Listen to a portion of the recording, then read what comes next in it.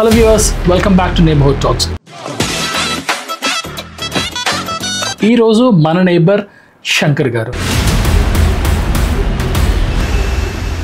చదువుకునే రోజుల్లో ఎంతో కొంత సంపాదించుకోవాలని చెప్పి ఒక పార్ట్ టైం జాబ్ లాగా ఒక ఛానల్లో టైపిస్ట్గా జాయిన్ అయిన ఈయన 10 yearsలోనే ఒక ఇండిపెండెంట్ జర్నలిస్ట్గా మారి సొంతగా ఒక ఛానల్ పెట్టుకునే రేంజ్కి ఆయన గ్రో అవ్వగలిగారు. అసలు చిన్నప్పటి నుంచి ఎప్పుడు కూడా జర్నలిజం వైపు వెళ్ళాలి, జర్నలిస్ట్ అవుతాను అన్న ఆలోచన ఆయనకి ఎప్పుడు కలగలేదు. ఆ పార్ట్ టైం జాబ్ చేస్తున్న మూమెంట్లోనే సాక్షి పేపరు, తార్నాక జోను, ఓయూ పరిధిలో ఉండడము, ఇవన్నీ ఈ ఉద్యమం మీద కొంత ప్రేమని, ఉద్యమము, తెలంగాణ మూమెంట్, ఇవన్నిటి మీద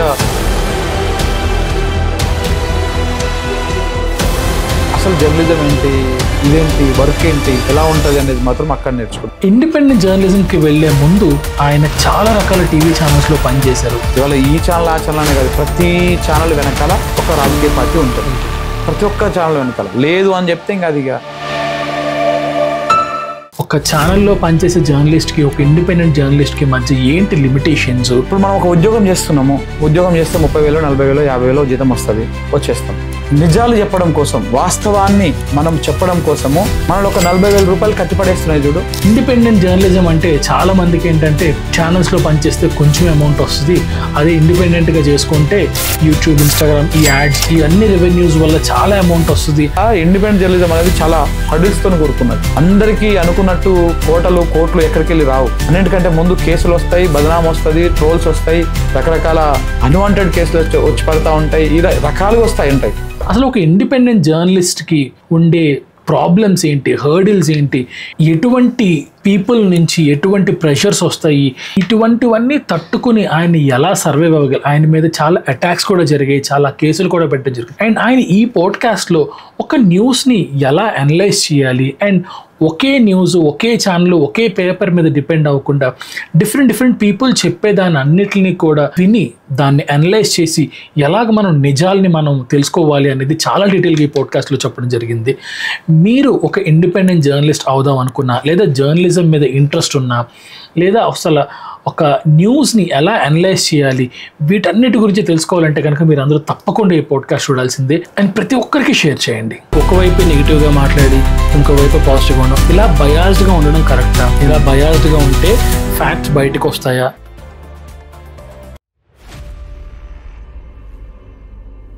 వెల్కమ్ టు నేబర్హుడ్ టాక్స్. మీరు ఎక్కడి నుంచి వచ్చారు, అసలు మీకు జర్నలిజం మీద ఇంట్రెస్ట్ ఎలా వచ్చింది, అక్కడ నుంచి స్టార్ట్ చేయాలని సార్. అంటే యాక్చువల్గా మాది నేటివ్ వచ్చేసి నల్గొండ డిస్టిక్.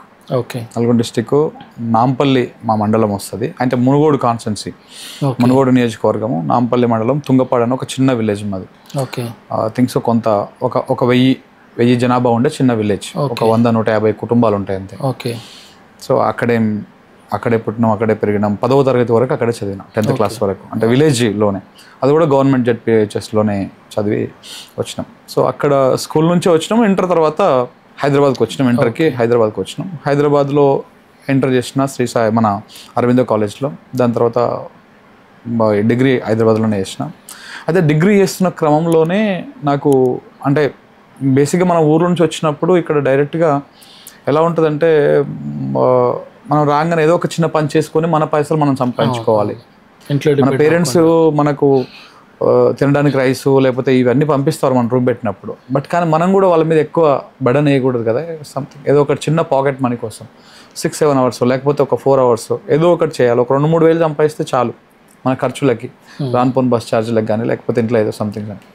సో ఇట్లా నేను డిగ్రీలో ఉన్నప్పుడు ఊరికే పార్ట్ టైం కోసం, అప్పటికి మా బావ ఉంటుండే, మా సొంత మేనబావనే, ఆయన నాకు కొంత కంప్యూటర్ నేర్పించినమాట. టైపింగ్ కానీ, తెలుగు టైపింగ్ కానీ, లేకపోతే ఇదంతా కూడా నేర్పించిండు. కొంత కంప్యూటర్ ఆపరేటింగ్ నేర్పించిండు. నేను డిగ్రీ చేసుకుంటా ఊరికే, మనం డిగ్రీ అంటే ఆల్మోస్ట్ మనకు డే అంతా ఉండదు.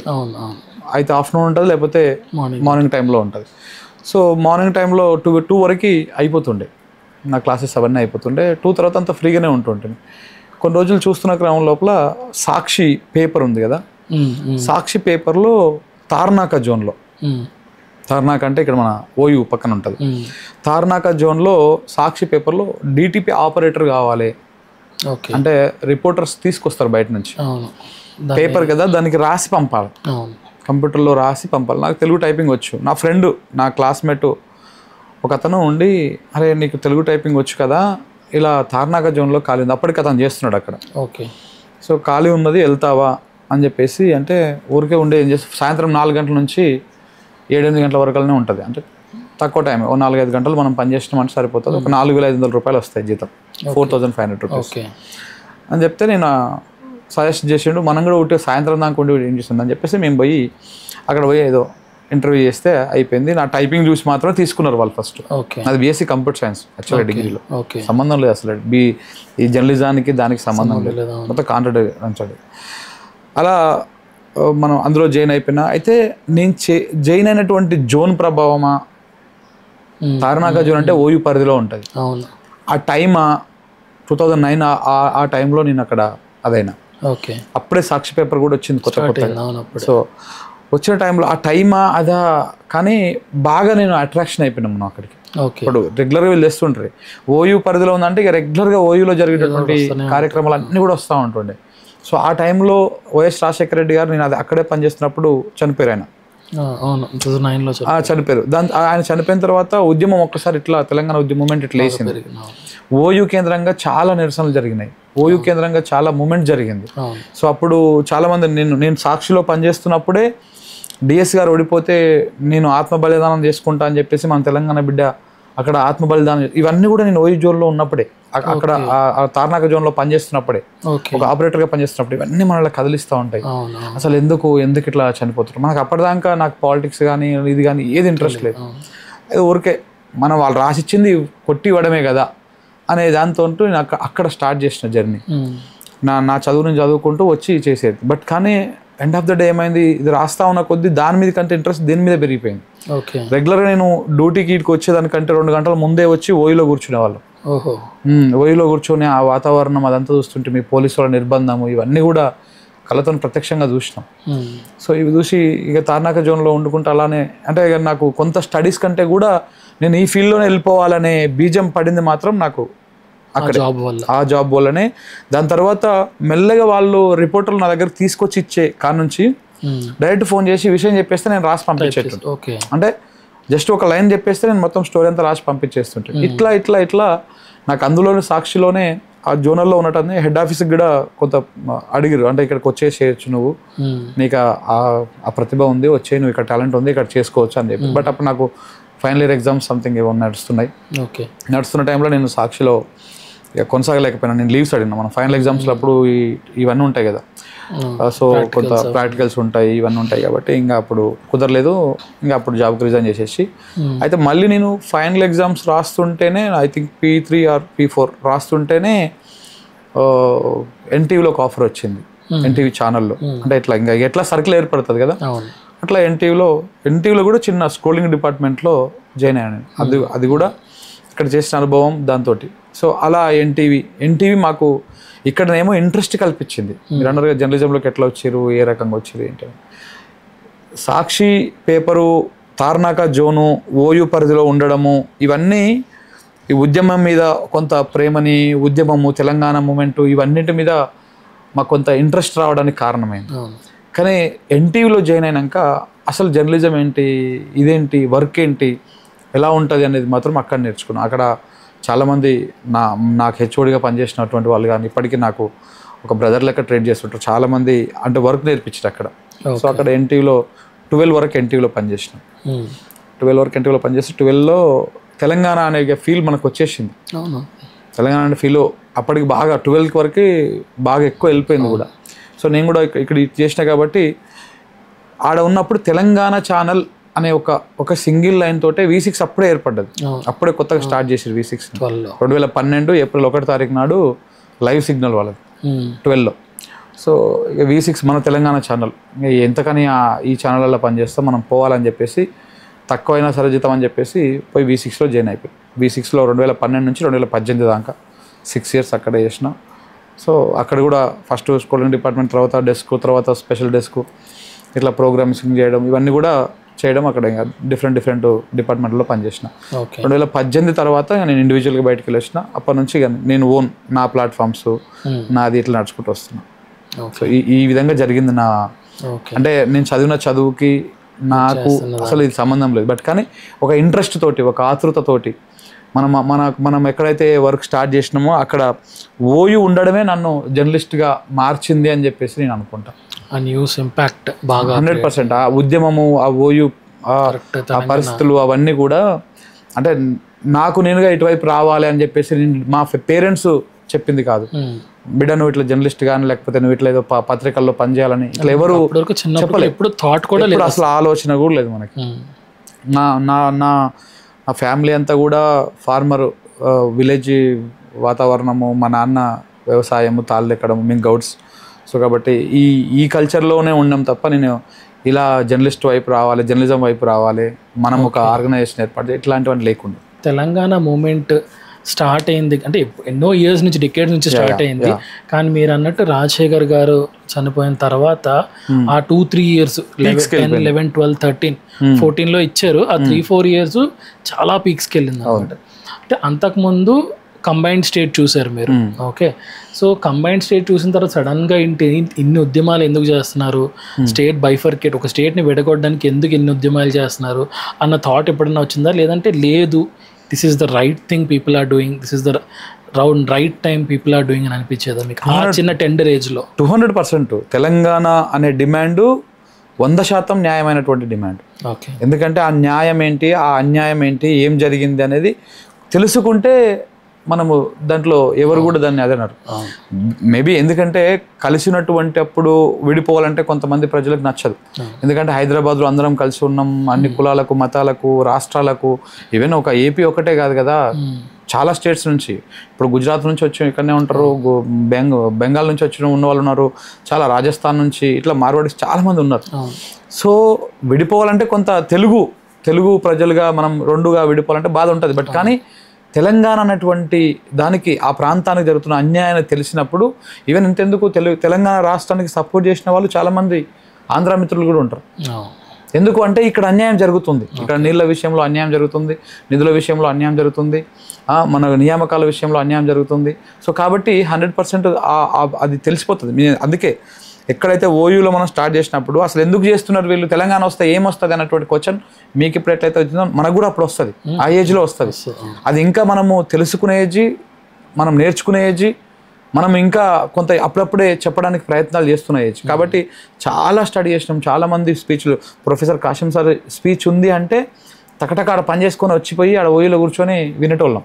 ఓకే, అంటే ఇప్పుడు ఉద్యమకారులు కానీ లేకపోతే ఇట్లాంటి వాళ్ళు కానీ ఆడ మూమెంట్ జరుగుతుంది, ఏమైనా మాట్లాడుతున్నారు అంటే ఒకరోజు కావాలంటే ఆఫీస్కి డుమ్మ కొట్టేసి వనస్థలిపురంలో ఎన్నోసార్లు చాలా తెలంగాణ మీటింగ్లకు పోయేటోళ్ళం.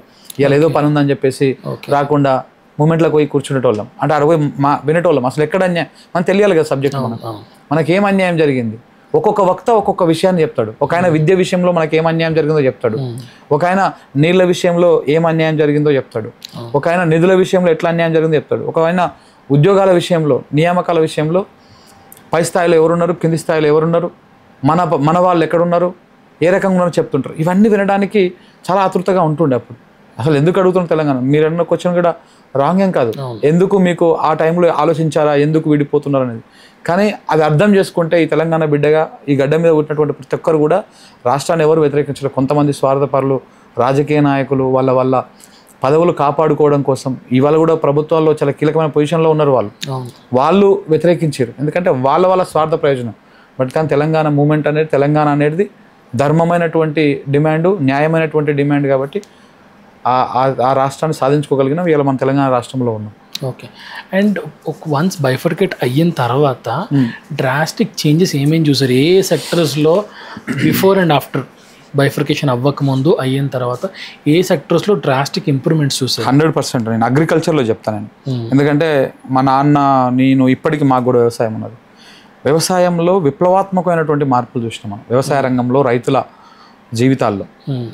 ఒకటి చిన్న ఎగ్జాంపుల్ చెప్తా బ్రదర్. నేను స్కూల్లో ఉన్నప్పుడు నాకు మా నాయన అన్ని రకాల వ్యవసాయ పనులు నేర్పించింది మాకు. ఓకే, అన్ని రకాల వ్యవసాయ పనులు అంటే, వ్యవసాయం అంటే మనం ఊరు భాషలో మాట్లాడుకోవాలంటే దుక్కి దున్నడం కానీ, నాట్లు వేయడం కానీ, కరగట్టు దున్నడం కానీ, గుంటక కొట్టడం కానీ, దుమ్ము గుంటక కొట్టడం కానీ, పొలాన్ని సాగు చేయడం కానీ, ఎడ్లు గాయడం కానీ, ప్రతిదీ నేర్పించిండు. మా అయ్య కూడా కొంత మాకు మంచిగానే ఉంటుండే, భూమి బాగానే ఉంటుండే. మా ఎడ్లే అంటే పశువులు ఒక 3 అరకలకు సరిపడే ఎడ్లు ఉంటుండే. అంటే 3 వ్యక్తులు పనిచేసే అన్ని ఎడ్లు ఉంటుండే మా దొడ్లో. ఓకే. సో మేము వ్యవసాయ బ్యాక్గ్రౌండ్ నుంచి వచ్చినాం కాబట్టి నేను అక్కడి నుంచే చెప్తా. నేను స్కూల్లో చదువుతున్నప్పుడు మేము హై స్కూల్కి పోయిన కాడ నుంచి, మరి 5th వరకు అంటే మనకేం పని చెప్పరు, మనం చిన్నపిల్లలు లెక్క ఉంటాం. హై స్కూల్కి పోయిన కాడ నుంచి మా ఊరు తుంగపాడు, నా హై స్కూలు మా ఊరు పక్కన ఉంటుంది అనమాట. ఒక 4 కిలోమీటర్లు గడియ గౌరవం అని ఉంటుంది. ఆ గౌరవం ఆడికి పోవడానికి మాకు సైకిల్ ఉంటుండే. ఇంకా పిల్లలకు సైకిల్ ఇప్పించేవాళ్ళు అనమాట. అప్పుడు బస్సు ఒకటి ఉంటుండే కానీ ఆ బస్సులు తక్కువ పోతుండే, సైకిల్ వేసుకుంటాం. అయితే మాకు ఎలా ఉంటుండే అంటే పొద్దుగాల సైకిల్ వేసుకొని బైక్ ఆడుకోవాలి. మా అయ్య గౌడ్ కాబట్టి తాళ్ళు ఎక్కుతాడు, కళ్ళు వస్తుంది. ఆ కళ్ళు తీసుకొని సైకిల్ కట్టుకొని మళ్ళీ స్కూల్ టైం వరకు ఇంటికి వచ్చేస్తే ఇంటికాడ పెడితే మా అమ్మ దాన్ని అమ్ముతుంది. ఓకే. ఇది మార్నింగ్ డ్యూటీ, మాకు మార్నింగ్ డ్యూటీ. ఇది వచ్చేసి ఆ కళ్ళు పెట్టేసి అది అయిపోయిన తర్వాత మళ్ళీ మనం స్నానం చేసుకొని మన స్కూల్ డ్రెస్ వేసుకొని స్కూల్కి పోవాలి. స్కూల్ నుంచి మళ్ళీ మనం 4 o'clock వస్తాం. 4 o'clock వచ్చిన తర్వాత మళ్ళీ 4 o'clock మనం డ్రెస్ చేంజ్ చేసుకోవాలి, మళ్ళీ సైకిల్ వేసుకోవాలి, బైక్ ఆడుకోవాలి. బైక్ ఆడుకోయి మనకు అప్పుడు పొద్దుగాల పూట కరెంటు, సాయంత్రం పూట కరెంటు, రాత్రి పూట కరెంట్ అని వచ్చేటి. విడుదల వారిగా వస్తుండే కరెంటు. మాకు బత్తాయి తోట ఉంటుండే. ఆ తోటకు నీళ్లు పెట్టేవాళ్ళం. పోయి 4-5 గంటలకు పోయి లేట్ నైట్ 7-8 గంటల దాకా కరెంట్ ఉంటే, ఈవినింగ్ కరెంట్ ఉంటే పోయి పెట్టేటోళ్ళం. ఓకే. అట్లా ఆ కరెంటు పెట్టడంలో నేను ఇప్పుడు కరెంటు దగ్గర చెప్తాను ఒకటి ఎగ్జాంపుల్. తెలంగాణ రాకముందుకు ఇగో మా నాయన బాధితుడే, నేను బాధితులమే, అందరం బాధితులమే. మాది ట్రాన్స్ఫార్మర్కి లాస్ట్ చివరన ఉండేటువంటి మోటార్. ఒక ట్రాన్స్ఫార్మర్కి స్టార్టింగ్లో ఉంటాయి కొన్ని లైన్ ఎంతవరకు ఉంటుందో అంత. మాది చివరిలో ఒక 2వ మోటార్ 3వ మోటార్ మాది. అయితే మా పరిస్థితి ఎలా ఉంటుండే అంటే కరెంటు విషయంలో, అక్కడి నుంచి కరెంట్ వచ్చినాకో 3 phase కరెంట్ 2 phase కరెంట్ అని ఉంటుంది. అప్పుడు కరెంట్ వచ్చింది 4 గంటలకి, మనకంటే ముందు ఆ మోటార్లు అన్నీ ఆన్ అయినాయి అనుకో, మా మోటార్ ఆన్ కాకపోతుండే. ఓకే. లోడ్ సరిపోయేది కాదు. ఓకే. గుయ్యం అంటుండే. కొన్ని మునీళ్ళు పోయంగానే ఆగిపోతుండే. మా తమ్ముడు మేము 3 అన్నదమ్ములు. ఒకడేమో స్టార్టర్ కార్డు ఉండాలి, ఒకడేమో మోటార్ పోసే కార్డు ఉండాలి, ఒకడేమో మధ్యలో పైపులు దిగిపోతే దాని దగ్గర చూసుకోవాలి. ఇక కరెంట్ తక్కువ వచ్చినప్పుడల్లా బంద్ చేయాలి, కాసేపు ఆగినాక మళ్ళీ పెట్టాలి. ఎందుకంటే ఎవడో ఒకడు మధ్యలో ఆఫ్ చేస్తాడు కదా గ్యాప్లో. వెంటనే ఇది అందుకోగానే మళ్ళీ అది పడిపోకుండా దానికి కట్టె పెట్టి కుచ్చి అలా ఉండాలి. అలాంటి సిచ్యువేషన్ చూసినాం మనం. మోటార్లు నడవకపోతుండే కరెంటు. బట్ కానీ తెలంగాణ రాష్ట్రం వచ్చిన తర్వాత 2014-15 అంటే మనం పెద్దగా దాన్ని కన్సిడర్ చేయొద్దు. బట్ 15 తర్వాత 16-17 ప్రాంతంలో మనం ఇలాంటి సిచ్యువేషన్ చూడలేదు. నేను ఇక్కడ కేసీఆర్ని పొగడమో లేకపోతే ఇంకొక రాష్ట్రాన్ని ఇంకొక పార్టీని నిందించడమో కాదు, సిచ్యువేషన్ ఇది. అలా ఉన్నది పరిస్థితి. ఓకే. అప్పుడు మనం మోటార్లు కావాలి, స్టార్టర్లు కావాలి ఉండేటోళ్ళం. బట్ కానీ తర్వాత ఆ సిచ్యువేషన్ లేదు. తర్వాత మనం మోటార్ ఆన్ చేసుకున్నామంటే పోతుండే, బాయిలు ఉన్న కాడికి వస్తుండే, బంద్ చేసుకొని వస్తుండే. అసలు ఇలాగ 3 పూట్ల డిఫరెంట్ ఏం లేకుండా మంచిగా వచ్చింది. ఆయన కూడా 24 hours కరెంట్ ఇవ్వడం వల్ల వ్యతిరేకత వచ్చింది, ఇవన్నీ జరిగినాయి. కానీ ఈ తక్కువ లో వోల్టేజ్ పవర్ కానీ ఇట్లాంటివి రాకుండా ఉండే. ఈ సమస్య అని మనం అధిగమించినాం.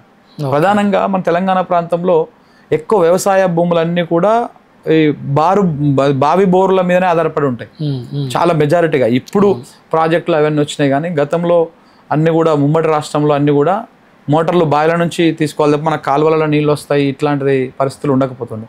సో ఇట్లా కరెంటు విషయంలో డ్రాస్టిక్ చేంజ్ చూసినాం మనం తెలంగాణ రాష్ట్రం వచ్చిన తర్వాత. అలాగే 2018లో రైతు బంధు అనేటువంటి ఒక స్కీమ్ వచ్చింది. ఆ రైతు బంధు అనేటువంటి స్కీమ్ను నేను ఇక్కడ కూడా మళ్ళీ చెప్తున్నా, ఓన్లీ స్కీమ్ను మాత్రమే నేను మాట్లాడుతాను. ఇక్కడ పార్టీలు తెచ్చినటువంటి దాని గురించి మాట్లాడతాను. ఒక రైతు ఎలా ఇబ్బంది పడుతాడంటే, నేను మళ్ళీ మా ఫ్యామిలీని ఎగ్జాంపుల్ తీసుకుంటాను. మా నాయన ఇతరం తత్తి వచ్చిందంటే, ఇప్పుడు ఇది ఇంకా రేపైతే జూన్ వస్తుంది, ఇవాళ మనం 30 రోజులు రికార్డ్ చేస్తా ఉన్నాం. జూన్ నెల వచ్చిందంటే ప్రతి రైతుకు ఒక పెద్ద కష్టం ఉంటుంది. అంటే పెట్టుబడి తేవాలి.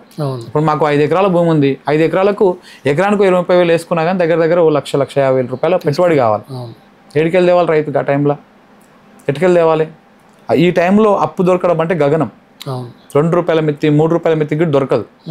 మన సౌకారు ఉంటాడు కదా ఊర్లో, సౌకారులు అంటే కోమటి వాళ్ళు, వాళ్ళ దగ్గర పోయి మనం పాస్ పుస్తకాలు కుదబెట్టి ఆయన దగ్గర ఖాతా తెచ్చి మళ్ళీ మన పండిన పంట ఆయనకే పోయాలి.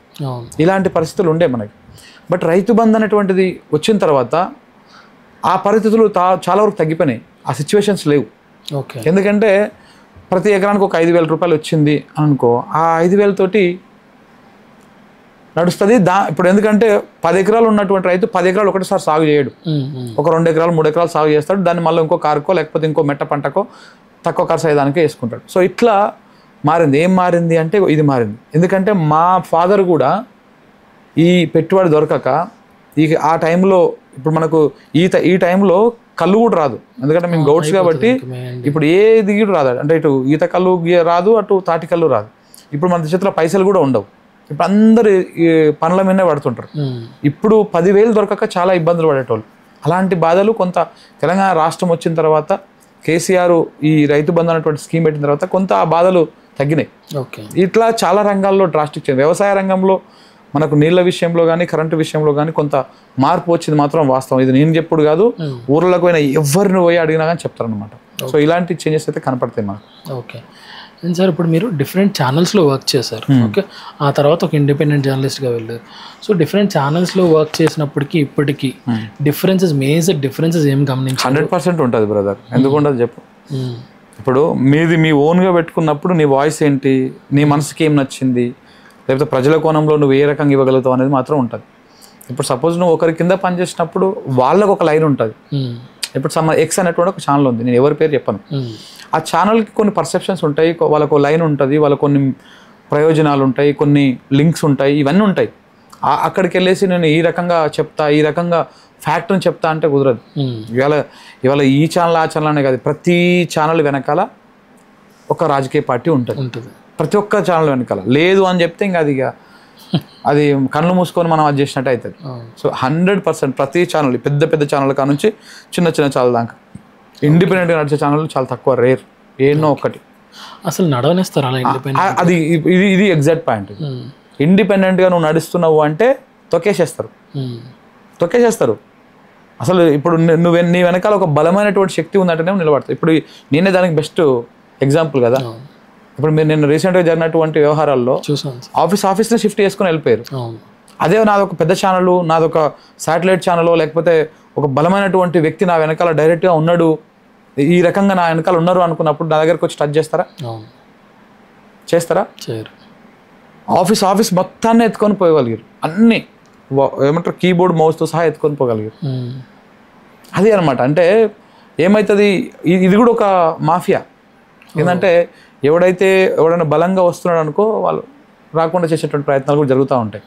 ప్రతి ఛానల్ వెనకాల ప్రతి దగ్గర ఉంటుంది. ఇంకొకటి మీరు అన్నట్టు మనం ఒక ఛానల్లో పనిచేసుకుంటా, ఒక లైన్లో పనిచేసుకుంటా, ఒక దాంట్లో పనిచేసుకుంటా మనం ఓన్ ఎక్స్ప్రెస్ చేయలేం, మన ఓన్ ఐడియాని ఎక్స్ప్రెస్ చేయలేం. మనం ఒక లైన్ కట్టుబడి ఉండాలి. మన ఓనర్కి, మన చైర్మన్కి, మన సీఈఓకి కొన్ని ఉంటాయి. ఆ కమిట్మెంట్స్ ప్రకారమే పనిచేయాలి. నేను దాదాపు అన్ని ఛానల్లో పనిచేసిన, సాక్షిలో పనిచేసిన, ఎన్టీవీలో పనిచేసిన, టీవీ9లో పనిచేసిన, V6లో పనిచేసిన. సో చాలా ఛానల్లో పనిచేసినాం, టాప్ ఛానల్స్ అన్నీ కూడా. సో కాబట్టి ఆ ఛానల్లో ఎట్లా ఉంటుంది అనేది చాలా ఫిల్టరింగ్ ఉంటుంది. మీరు బయటికి వెళ్ళి వచ్చేటువంటి రిపోర్టర్ తీసుకొచ్చిందే రాదు, మధ్యలో చాలా ఫిల్టర్స్ ఉంటాయి. ఓకే, మా దగ్గరకు వచ్చేసరికి ఇంకా ఫిల్టర్స్ అయితే ఉంటాయి. అండ్ దానివల్ల సార్, ఇప్పుడు దానివల్ల ఎగ్జాక్ట్ న్యూస్ అంటే మీరు 100% ఫ్యాక్ట్ని ఫిల్టర్స్ వల్ల 10-20% ఫ్యాక్ట్ బయటికి మాత్రమే బయటికి వస్తుంది. సో దీనివల్ల నష్టపోయేది ప్రజలే కదా. ఛానల్స్ వాళ్ళు బాగానే ఉంటారు, రిపోర్టర్స్ బాగానే ఉంటారు, ప్రజలకి ఏంటంటే ఎగ్జాక్ట్ ఫ్యాక్ట్స్ తెలియట్లేదు. అఫ్కోర్స్ అలా తెలియట్లేదని తర్వాత మీలాగా ఇండిపెండెంట్ ఛానల్స్ అవన్నీ వచ్చాయి. అయినా సరే ఎందుకు అన్ని ఛానల్స్ వచ్చేసాయి? ఇప్పుడు చాలా ఛానల్స్ వచ్చాయి. ఒకప్పుడు ఏంటంటే ఈటీవీ, దూరదర్శన్, ఈటీవీ, తర్వాత అలా టీవీ9 అలా వచ్చాయి. కానీ ఇప్పుడు కుప్పలు తెప్పలు ఛానల్స్ వచ్చాయి. వీటన్నిటి వల్ల రీజన్ ఏమంటారు అంటే ఇదే కరెక్ట్, ఇట్లా రావడమే కరెక్ట్. ఓకే, వై బికాజ్ అంటే అప్పుడు టీవీ9 వాడు ఏం చెప్తే అదే వార్త, వాళ్ళు ఏం రాస్తే అదే వార్త. అప్పుడు ఈటీవీ బులెటిన్లో ఏమొస్తే గదే వార్త. బట్ ఇప్పుడు ఏమవుతుంది, వెంకట్ ఒక విషయాన్ని చెప్పిండు, ఇంకొక విషయాన్ని దాచిపెట్టిండు, శంకర్ ఆ విషయాన్ని బయటకు తీస్తాడు కావచ్చు, శంకర్ తీయకపోతే ఇంకో X పర్సన్ తీస్తాడు కావచ్చు, ఇంకొక Y పర్సన్ తీస్తాడు కావచ్చు. ఫ్యాక్ట్ చెక్ జరుగుతుంది. ఛానల్స్ కూడా ఈ భయం ఉంటుంది. 100% మనం చెప్పకపోతే ఇంకోటి చెప్పేస్తాడు, అరే మనం దొంగ అని తేలిపోతుంది బయట. ఇవాళ ఇప్పుడు ఏ ఛానల్ అయినా ఉంటుంది ఇది. ఇప్పుడు కొన్ని అనుకూలంగా కొంతమందికి ఉంటుంది, వాళ్ళు చెప్పలేదు దాన్ని హోల్డ్ చేసిరు అంటే అసలు విషయం ఏదో పక్కనోడు చెప్పేస్తాడు కదా. అంతకుముందుగా ఆ ఆప్షన్ లేకుండే. 9 గంటలకు ఈటీవీ బులెటిన్లో ఏమొచ్చిందో గదే వార్త, వాళ్ళు చెప్పిందే వార్త, అది వినేసి మనం ఊరుకుంటుంటుంది. అట్లా లేదు. ఇది మంచిది ఒకంతకు చెడుది ఒకంతకు. అవును. అంటే ఎగ్జాజరేషన్ కూడా అవుతుంది ఇందులో, లేనిది కూడా ఉన్నదన్నట్టు చెప్తారు, అబద్ధాలు కూడా సృష్టిస్తారు. ఒక పుకార్ని. ఇంకొకటి ఏంటంటే మన మీడియాలోనే కానీ లేకపోతే ఈ డిజిటల్ ప్లాట్ఫామ్లోనే కానీ ఇంకెక్కడైనా కానీ పుకార్ రూమర్కి చాలా స్పీడ్గా వెళ్తుంది కూడా, స్పీడ్ వెళ్ళిపోతుంది. నువ్వు అక్యురేట్ ఇన్ఫర్మేషన్తోనే డిజిట్స్తో లెక్కలు చేయి, ఏ 20,000 కన్నా 30,000 కన్నా ఆగుతుంది. నువ్వు ఇటువే గాలి లెక్కలు చేసి ఇది ఇట్లంట అది అట్లంట అది ఇదంట అని చెప్పేసి అంట అనేటువంటిది యాడ్ చేసి ఏదో కొన్ని అది చెప్పేసి అది కూడా నమ్మించు జనాలని. కొంత ఎంటర్టైన్ చేయి. ఓ సామెత ఈ మధ్యలో ఇంకేదో చేయి, ఇట్లా లక్షలలో వెళ్ళిపోతుంది, మిలియన్స్లలో వెళ్ళిపోతుంటుంది. జనాలకి ఏం కావాలి? వినడానికి కొత్తదనం కావాలి. ప్రతిసారి న్యూస్ అందరు చెప్తారు, పేపర్లు అన్ని పేపర్లు రాస్తాయి, కొత్తదనంగా ఏం రాసినాడు, కొత్తగా ఏం చెప్తున్నాడు, ఇంకేం ఇస్తున్నారు, ఇది చూస్తారు జనాలు. సోషల్ మీడియాలో ఈ టైప్ ఆఫ్ పబ్లిక్ చాలా ఉంటారు. కొంత అబద్ధానికి తొందరగా అట్రాక్ట్ అవుతూ ఉంటారు. ఇవాళ తెలంగాణ రాష్ట్రంలో ఇవాళ చాలా విషయాల మీద అబద్ధాల మీద నిజంగా ఇప్పటికీ అదే నిజం అని చెప్పేసి నమ్మినటువంటి వాళ్ళు కూడా చాలామంది ఉన్నారు. అలాంటి ప్రచారం అంత స్థాయిలో జరుగుతుంది. ఇప్పుడు మీరు చెప్పారు అదే విషయాన్ని, నేను చెప్పిన అదే విషయాన్ని, ఇంకొక అని చెప్పి ఇట్లా 10 మంది ఒకటే విషయాన్ని చెప్పి దాన్ని ప్రచారం చేస్తారు. బట్ వాస్తవానికి ఏంటంటే అది అబద్ధం. మీరు చెప్పేది అబద్ధమే, నేను చెప్పేది అబద్ధమే, అందరూ చెప్పేది అబద్ధమే. బట్ అది అబద్ధం అని తెలుసుకునే లోపల జనానికి కావాల్సిన డ్యామేజ్ అయిపోతుంది, వాళ్ళకి కావాల్సిన లాభం వాళ్ళకి వచ్చేస్తుంది. అంటే ఈ ప్రమాదం కూడా ఉన్నది. బట్ ఒకంత మంచిది ఒకంత చెడు. ఓకే, అదే సార్. ఇప్పుడు అంటే న్యూస్ వరకే కాదు, దాని ఇంపాక్ట్ ఏంటంటే elections especially social media digital platforms special and as well as మన టీవీ ఛానల్స్ ఒక్కొక్కరు ఒక్కొక్క యాంగిల్లో న్యూస్ చెప్పడం, ఒక్కొక్కరు ఒక్కొక్క కోణంలో దాన్ని విశ్లేషించడం వల్ల ఏంటంటే చూసే జనాలకి ఏంటంటే కన్ఫ్యూజ్ అవుతాడు. అవును, ఈ ఛానల్లో చూస్తే అక్కడ అలా ఉంటుంది, అదే అది అతను సూపర్ అంట, పలానా ఎక్స్ అతను ఇన్ని మంచి పనులు చేశాడు అంట. వెంటనే ఇంకో ఛానల్ బి అనే ఛానల్కి వెళ్తే లేదు అసలు ఎక్స్ మీద ఇన్ని కేసులు ఉన్నాయి. ఈ కన్ఫ్యూజన్లో ఏంటంటే వాళ్ళకి ఎవరిని నమ్మాలి, ఎవరికి ఓటు వేయాలి, ఎవరు కరెక్ట్ ఎవరు రాంగ్ అని వాడు విశ్లేషించుకొనేకి టైం వేస్ట్ అవుద్ది. లేదా కొంతమంది కన్ఫ్యూజన్లో ఏం చేయాలో అర్థం కాక చాలామంది ఏంటంటే ఇప్పుడు ఒక 25-35 years ఏజ్ 40 years ఏజ్ వాళ్ళు జాబ్స్ చేస్తున్న వాళ్ళు ఏంటంటే అరే ఇంత మిస్ఇన్ఫర్మేషన్ వాళ్ళకి ఏంటంటే మార్నింగ్ వెళ్ళి ఈవినింగ్ వచ్చి వాళ్ళ ఫ్యామిలీస్ వాళ్ళ జాబ్స్ ఇవి చూసుకోవడంలో ఏది నిజమో ఏది అబద్ధమో చూసుకుని విశ్లేషించే అంత టైం లేదు, ఓపిక లేదు.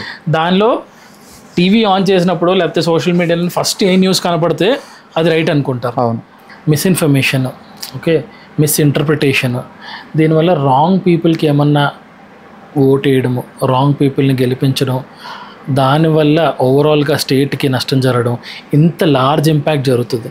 సో ఇంపాక్ట్ని ఎలా ఆపగలం? అంటే మీరు బేసికలీ ఇది ఒక పొలిటికల్ అనలిస్ట్ని అడగాల్సిన క్వశ్చన్ నన్ను అడిగారు. బట్ కానీ నేను చెప్తా దీనికి సమాధానం. మిస్ఇన్ఫర్మేషన్ వల్ల రాంగ్ డిసిషన్స్ వస్తాయి కదా, ప్రజలు కూడా దాన్ని నమ్మి పొరపడేటువంటి అవకాశం ఉంది కదా, నమ్మి మోసపోయేటువంటి అవకాశం ఉంది కదా. తద్వారా స్టేట్కి కానీ లేకపోతే ఏ ఆశయం కోసం అయితే ఓట్లు వేసి ఏ ఆశయం కోసం అయితే ప్రజలు గెలిపిస్తా ఉన్నారో వాళ్ళకి అది దక్కదు కదా అనేటువంటి మాట మీరు అన్నారు. 200% నిజం ఇది. దీనికి బెస్ట్ ఎగ్జాంపుల్ మన 2023లో జరిగినటువంటి తెలంగాణ అసెంబ్లీ ఎన్నికలు. నేను ఇక్కడ ఒక పార్టీని పొగడడం కానీ ఒక పార్టీని తిట్టడం కానీ చేయట్లేను, వాస్తవాన్ని చెప్తా ఉన్నాను. ఇప్పుడు రేవంత్ రెడ్డి గారు అధికారంలోకి రాకముందుకు కొన్ని హామీలు ఇచ్చారు కాంగ్రెస్ పార్టీ, రేవంత్ రెడ్డి గారు. అప్పుడు ఆయన పిసిసి అధ్యక్షుడు కాబట్టి ఆయన పేరు తీసుకుంటాను నేను. 6 గ్యారంటీలను ఇచ్చారు. 6 గ్యారంటీలను ఇచ్చారు. 6 గ్యారంటీలలో 13 హామీలు ఇచ్చారు.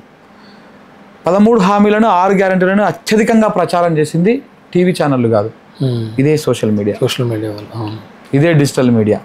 టీవీ ఛానల్ ఎంత ప్రచారం చేసినా కానీ అది యాడ్ కిందనే కన్సిడర్ చేస్తారో అయిపోతుంది. బట్ ఇక్కడ అట్లా ఉండదు పరిస్థితి. ఇక్కడ ఎవరో చెప్తా ఉంటారు, ఎల్ఐ చెప్తా ఉంటాడు, పుల్లయ్య చెప్తా ఉంటాడు, రకరకాల వాళ్ళు చెప్తా ఉంటారు. అరే కేసీఆర్ 10,000 ఇస్తున్నట్టు రైతు బంధు, ఇగో రేవంత్ రెడ్డి గారు వస్తే కాంగ్రెస్ ప్రభుత్వం వస్తే 15,000 వస్తాయంట. చెప్పినా కదా ఇక్కడ నమ్మకం అంట అనే దానికి బాగా చర్చ ఉంటుంది ఎక్కువ. సో ఇట్లా ఈ ప్రచారం బాగా జరిగింది. అవును, కేసీఆర్ కూడా ఇంట్లోకి వెళ్ళి ఏమి ఇస్తలేడు, రేపు రేవంత్ రెడ్డి కూడా ఇంట్లోకి వెళ్ళి ఏమి ఇయ్యాడు. ఆయన ఇచ్చినప్పుడు ఎందుకు ఇయ్యాడు? 2 సార్లు ఆయనకి వేసిన, ఒకసారి ఆయనకి ఏదాం పట్టు. ఈ చర్చ బాగా నడిచింది. వీటన్నింటికి కారణం కూడా సోషల్ మీడియానే. సోషల్ మీడియాలో బాగా ఏ ఫోన్లో ఓపెన్ చేసినా కానీ ఏవి ఓపెన్ చేసినా కానీ నడిచింది. 6 గ్యారంటీలు అన్నారు, 13 అన్నారు, ఇవన్నీ చెప్పేసి ప్రచారాలు చేసిరు, అయ్యేది. అది ప్రజలకు కూడా బాగా పోయింది. ఇదే సోషల్ మీడియాలో వాడుకొని ఇట్లా అంటే అదే వచ్చింది, ఇట్లా అంటే అదే వచ్చింది, ఇట్లా అంటే అదే వచ్చింది. జనం కూడా ఒక మైండ్ సెట్లోకి వెళ్ళిపోయారు. జనాన్ని తీసుకుపోయింది ఇదే సోషల్ మీడియా, ఆ మైండ్ సెట్లోకి తీసుకుపోయింది. చివరికి ఏమైంది, కాంగ్రెస్ పార్టీని గెలిపించారు. నమ్మిర్రు పబ్లిక్. మీరు అన్నది ఎగ్జాక్ట్ పాయింట్ వచ్చింది. ఇప్పుడు ఆ మిస్ ఇన్ఫర్మేషన్, మిస్లీడు, ఏమంటారు అది చేయడము, బోల్తా కొట్టించడం అనే కార్యక్రమం జరిగింది. ఇక్కడ ఒక టీములు వచ్చినాయి, అలా పేర్లు కూడా చెప్తే మళ్ళీ మీరు ఉంచుతారో తీసేస్తారో నాకు తెలియదు, కానీ ఇట్లా కొన్ని టీములు సపరేట్గా ఆ టీములు వచ్చేసి ఆ టీములు ఇక్కడ మకాం వేసేసి 100 మంది ఇక్కడ కూర్చొని స్పేసులు తీసుకొని అట్లా కొన్ని వీడియోలు చేసి బలవంతంగా జనాల మీదకి ఉద్దేశారు, జనాలు నమ్మేసారు. ఎలక్షన్స్ అయిపోయినాయి, వాళ్ళకి కావాల్సింది అయిపోయింది, రిజల్ట్ వచ్చేసింది, ప్రభుత్వాలు మారిపోయినాయి. తర్వాత ఏమైంది, ప్రభుత్వాలు మారి కూడా ఇప్పుడు సంవత్సరం మీద ఒక 8 నెలలు అవుతుంది. ఏమైంది మరి, వాళ్ళు ఏవైతే హామీలు ఇచ్చి ప్రచారం చేసిరో అవే హామీల కోసం మళ్ళీ ఇలా జనం రోడ్ల మీదకి వచ్చే పరిస్థితి వచ్చింది. కానీ ఇక్కడ ఇక్కడ ఇక్కడ ఇక్కడ ఇబ్బంది పడ్డది ఏ కారణం చేత అదైంది, ఇదే సోషల్ మీడియా. ఇదే సోషల్ మీడియా, ఇదే నాయకులు చెప్పిరు, హామీలు ఇచ్చిరు, నమ్మిరు, ప్రచారం అయింది, అయిపోయింది. సో కాబట్టి మీరు చెప్పినట్టుగా ఏది వాస్తవం ఏది అవాస్తవం అనేది వ్యూయర్ విచక్షణ మీదనే ఉంటుంది. ఇప్పుడు మీరు చూసి ఇదే నిజం అనుకుంటే అదే నిజం అవుతుంది. శంకర్ అంటోడు చెప్పేదే వాస్తవం అని మీరు నమ్మిరు అని అనుకో, శంకర్ అనేది చెప్పేదే వాస్తవం అని తెలుస్తుంది. బట్ నాకు కాంట్రడిక్షన్గా ఇంకొక అతను చెప్పేది విన్నారు అనుకో, ఆ రెండింటిని బేరీజు వేసుకుంటే అర్థమవుతుంది ఎవడు మ్యానిపులేట్ చేస్తున్నాడు, ఎవడు వాస్తవాలు చెప్తున్నారు, ఎవరు ఏ రకంగా చెప్తున్నారు అనేది. ఇప్పుడు నేను ఫస్ట్ నుంచి కూడా కాళేశ్వరం అనేటువంటి ప్రాజెక్టుకు నేను వ్యతిరేకం కాదు. నేను జర్నలిస్ట్ని అయినా కానీ ఒక తెలంగాణ బిడ్డని, ఉద్యమంలో మేము చూసినటువంటి వాళ్ళము, నీళ్ళ గోస తెలిసినటువంటి వాళ్ళము, తెలంగాణకు నీళ్ళు ఎట్లా వస్తాయో ఎట్లా రావో ఏ రకంగా వస్తాయో తెలిసినటువంటి వాళ్ళం. కాబట్టి జర్నలిస్ట్ కంటే ఒక తెలంగాణవాదిగా, ఒక తెలంగాణ బిడ్డగా నేను 100% కాళేశ్వరం ప్రాజెక్ట్ని సపోర్ట్ చేస్తాను. అది సపోర్ట్ చేసుకుంటే చాలా వీడియోలు చేసినా, ఆ సబ్జెక్ట్ ఏది వచ్చినా వదిలిపెట్టకుండా మాట్లాడుతూ ఉంటాం. కానీ ఆ విషయాన్ని ఇవాళ ఆ రోజు 2019లో నేను ఒక డాక్యుమెంటరీ చేసిన, 2019, 2020 ప్రాంతంలో ఆ వీడియో ఇప్పటికీ నేను చూసుకుంటే ఆ రోజు మనం ఏం చెప్పినాం అదే వాస్తవం జరుగుతుంది ఇప్పుడు. బట్ ఆ వీడియో ప్రచారం కాలే ఎక్కువ. అంటే ఆ విషయాలు కాళేశ్వరం ప్రాజెక్టు మీద విష ప్రచారం ఎక్కువైంది. 1,00,000 కోట్లు ఓడన నీళ్ళు పైకి ఎత్తుకపోతాడా, కింద ఉంటే నీళ్ళని 3 సార్లు ఎత్తిపోస్తారా, 4 సార్లు ఎత్తిపోస్తారా, 1 ఎకరానికి నీళ్ళు ఇస్తే ఎంత ఖర్చు అవుతుంది, 50,000 వస్తుంది, ఆ ఎకరంలో పంట పండితే 50,000 వస్తలేదు. ఇట్లాంటి ప్రచారంకి జనం బాగా అట్రాక్ట్ అయ్యారు. కానీ ఇవాళ మనం చూస్తున్నాం తెలంగాణ ఇవాళ నీటి గోసం చూస్తుంది. అది మన నీళ్ళు మనం లేకపోవడం వల్ల. అంటే ఇలాంటి మిస్ఇన్ఫర్మేషన్ పోవడానికి అన్నింటికి కారణము సోషల్ మీడియాని. బట్ అదే సోషల్ మీడియా ద్వారా మళ్ళీ వాస్తవాలు కూడా తెలుస్తున్నాయి. జనం ఏ వైపు ఉంటారనేది చూసుకోవాలి. అదేదో సినిమాలో పాట ఉంటుంది చూసినావా, ఆ గట్టును ఉంటావా ఈ గట్టును ఉంటావా అనేది. ఇప్పుడు మనం ఫేక్ అనేటువంటి గట్టు వైపు ఉంటామా, ఫ్యాక్ట్ అనేటువంటి గట్టు వైపు ఉంటామా, లేకపోతే మధ్యలో నిలబడి ఏదనేది గ్రహిస్తామా, అది చూడాలి. అది చూస్తే తప్ప మనం ఇందులో కాలేము. ఎందుకంటే ఒక్కొక్కరిది ఒక్కొక్క లైన్. దీనికి ఒక ఏమంటారు, ఒక నియంత్రణ అనేది లేకుండా పోయింది. ఎవరికి ఇష్టం వచ్చింది వాళ్ళు చెప్పేసుకుంటూ పోతూ ఉంటారు. గురించి వాటర్ గురించి మాట్లాడారు, దాని గురించి నేను డీటెయిల్గా మాట్లాడదాము. But before that one last thing ఏంటంటే, ఒక ఇండిపెండెంట్ జర్నలిస్ట్ అవ్వాలి అంటే చాలా గట్స్ ఉండాలి, చాలా కరేజ్ ఉండాలి, అండ్ ఫ్యామిలీ సపోర్ట్ అవన్నీ కూడా ఉండాలి. ఎందుకంటే మనం ఎంత కష్టపడి చేద్దామన్నా ఫ్యామిలీ కానీ పేరెంట్స్ కానీ వాళ్ళ ఎందుకు శుభ్రంగా జాబ్ చేస్తున్నావు కదా, సరే నీకు ఇష్టమైన న్యూస్ రిపోర్టింగే చేస్తున్నావు కదా ఒక ఛానల్లో ఎందుకు ఇండిపెండెంట్గా చేసుకుని లేనిపోని ప్రాబ్లమ్స్ అనేది తెచ్చుకోవడము అన్న ఒక భయం మనకన్నా ముందే వాళ్ళు క్రియేట్ చేస్తారు. సో ఆ బర్డెన్ని ఆ బ్యారియర్ని దాటుకుని ఎలా మీరు ఒక ఇండిపెండెంట్ జర్నలిజం స్టార్ట్ చేశారు? నిజంగా బ్రదర్, అంటే మంచి క్వశ్చన్ అడిగారు. ఇది చాలామంది యువకులు కూడా తెలుసుకోవాల్సినటువంటి విషయం. ఇది చాలామంది యువకులు తెలుసుకోవాలి, ప్రధానంగా తెలంగాణ యువకులు తెలుసుకోవాలి. తెలంగాణ యువకులు అంటే వీళ్ళ లోపల కొంత ఇది ఉంటుంది, తిరుగుబాటు తత్వం ఉంటుంది. సో అంటే ఈ గడ్డ నైజాంల మీద పోరాటం కానుంచి మొదలు పెడితే రైతాంగం పోరాటం కానుంచి మొదలు పెడితే సాయుధ రైతాంగం పోరాటం కానుంచి మొదలు పెడితే అన్నీ కూడా మన జీన్స్లోనే ఉన్నాయి. తిరుగుబాటు చేయడం అనేది, పోరాటం చేయడం అనేది, మనం గడిల మీద మనం వీళ్ళందరి మీద ఫైట్ చేసినటువంటి బిడ్డలం. ప్రధానంగా యువకులు తెలుసుకోవాలి. ఇప్పుడు మనం ఒక ఉద్యోగం చేస్తున్నాము, ఉద్యోగం చేస్తే 30,000, 40,000, 50,000 జీతం వస్తుంది, వచ్చేస్తాం, అయిపోతుంది, సాఫీగా ఉంటుంది. కానీ నిజాలు చెప్పడం కోసం, వాస్తవాన్ని మనం చెప్పడం కోసము మనలో ఒక 40,000 రూపాయలు కట్టిపడేస్తున్నాయి చూడు. వాస్తవాన్ని చెప్పకుండా ఒక వాస్తవాన్ని కట్టిపడేసి మనం ఆ 40,000 కోసం, ఆ 50,000 కోసము నేను బయటికి రమ్మని చెప్పట్లే, వాస్తవాలను గ్రహించమని చెప్తున్నా. అందరూ బయటకు వచ్చి మాట్లాడమని చెప్పట్లే. బయటకు వచ్చి మాట్లాడేటోళ్ళకన్నా అట్లీస్ట్ మనం ఎంకరేజ్ చేయాలని చెప్తున్నా.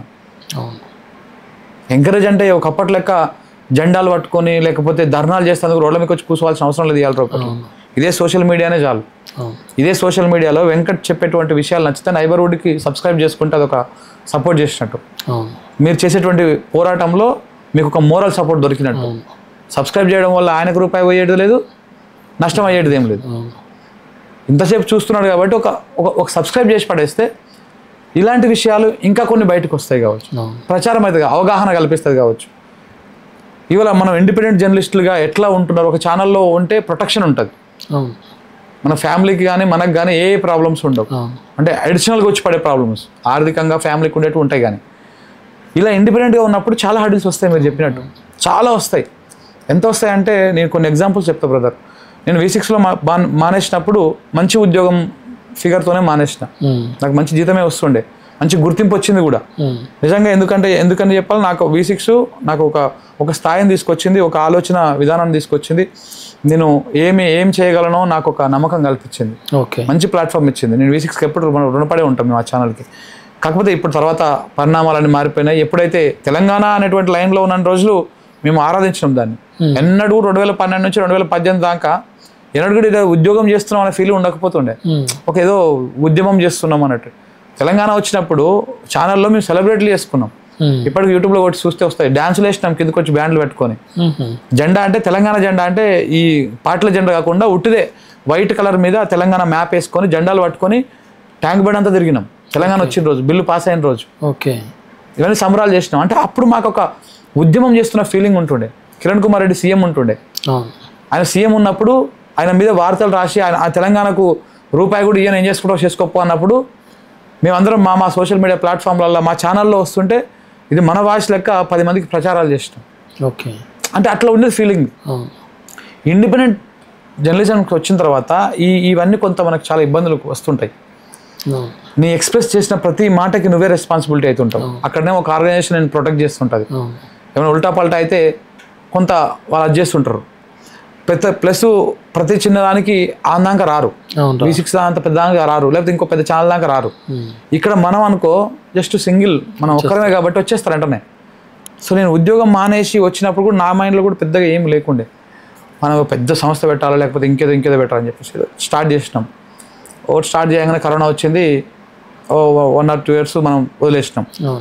మళ్ళీ దాని తర్వాత ఆ కరోనా గ్యాప్లోనే ఆ గ్యాప్ కొంత అటు అవుతున్నప్పుడే మళ్ళీ TV9లో ఆఫర్ వచ్చింది. మళ్ళీ అక్కడ కూడా ఒక 3 నెలలే పనిచేసిన, చేయలేకపోయినాం.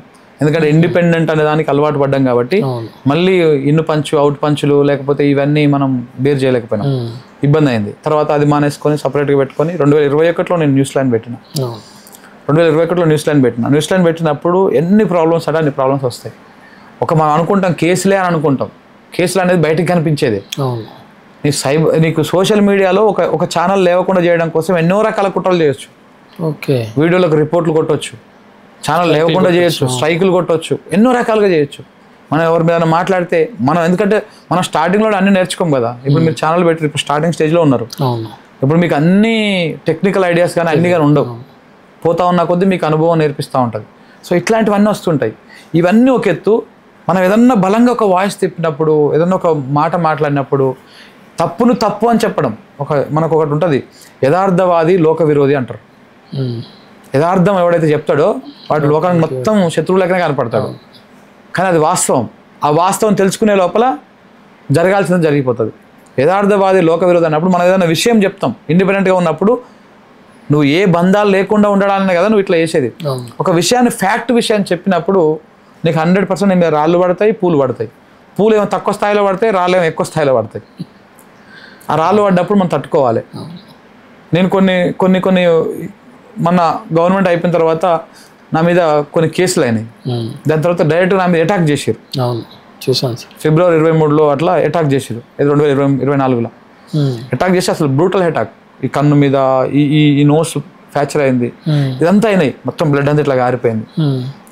నా ఫ్యామిలీ నుంచి ఫస్ట్ అయిపోయినాక అదంతా అయిపోయి ఇంటికి వచ్చిన తర్వాత నా ఫ్యామిలీ నుంచి ఫస్ట్ వచ్చిన డిమాండ్, నువ్వు ఇది వద్దు మనకిది. ఎవరి ఫ్యామిలీ నుంచి అయినా వస్తుంది. ప్లస్ అప్పటికే నాకు 2 కొడుకులు ఉన్నారు, మా ఫ్యామిలీ ఉన్నది, ఇదంతా ఉన్నారు. వద్దు మనకి ఏంది, నీకేమైనా అయితే వీళ్ళందరూ ఏమైపోవాలి, ఎక్కడ పోవాలి వీళ్ళందరూ. ఏం చేద్దాం అనుకుంటున్నావు వీళ్ళని, చిన్న చిన్న పిల్లలు వాళ్ళకి వెనకాల ముంగలు లేరు. మా డాడీ కూడా 2014లో చనిపోయింది తెలంగాణ వచ్చిన కొత్తలోనే. ఓకే. సో కాబట్టి ఎవరు లేరు, మరి నువ్వు ఇట్లా చేస్తే ఎట్లా? ఇలాంటి డిమాండ్ ప్రతి ఫ్యామిలీ నుంచి వస్తుంది. ఇండిపెండెంట్ జర్నలిస్ట్కి తప్పకుండా వస్తుంది. అవసరమా నీకు ఇది? 50,000 లక్ష రూపాయలు తీసుకుని దగ్గర ఉద్యోగం చేసుకుంటే అయిపోతుంది, ఎందుకు ఇది అనేది. కానీ ఇది నిలదొక్కుంటేనే 200% ఫ్యామిలీ సపోర్ట్ ఉండాలి. ఫ్యామిలీ సపోర్ట్ ఉంటేనే మనం నిలబడగలుగుతాం, లేకపోతే నిలబడలేం. ఎందుకంటే నువ్వు బయట ఎంత ఉన్నా కానీ ఇంటికి పోయిన తర్వాత ఈ కష్టాలను, ఈ నష్టాలను, ఈ ప్రెషర్స్ని తగ్గించగలగాలి. అప్పుడు మాత్రమే వర్కౌట్ అవుతుంది, లేకపోతే కాదు.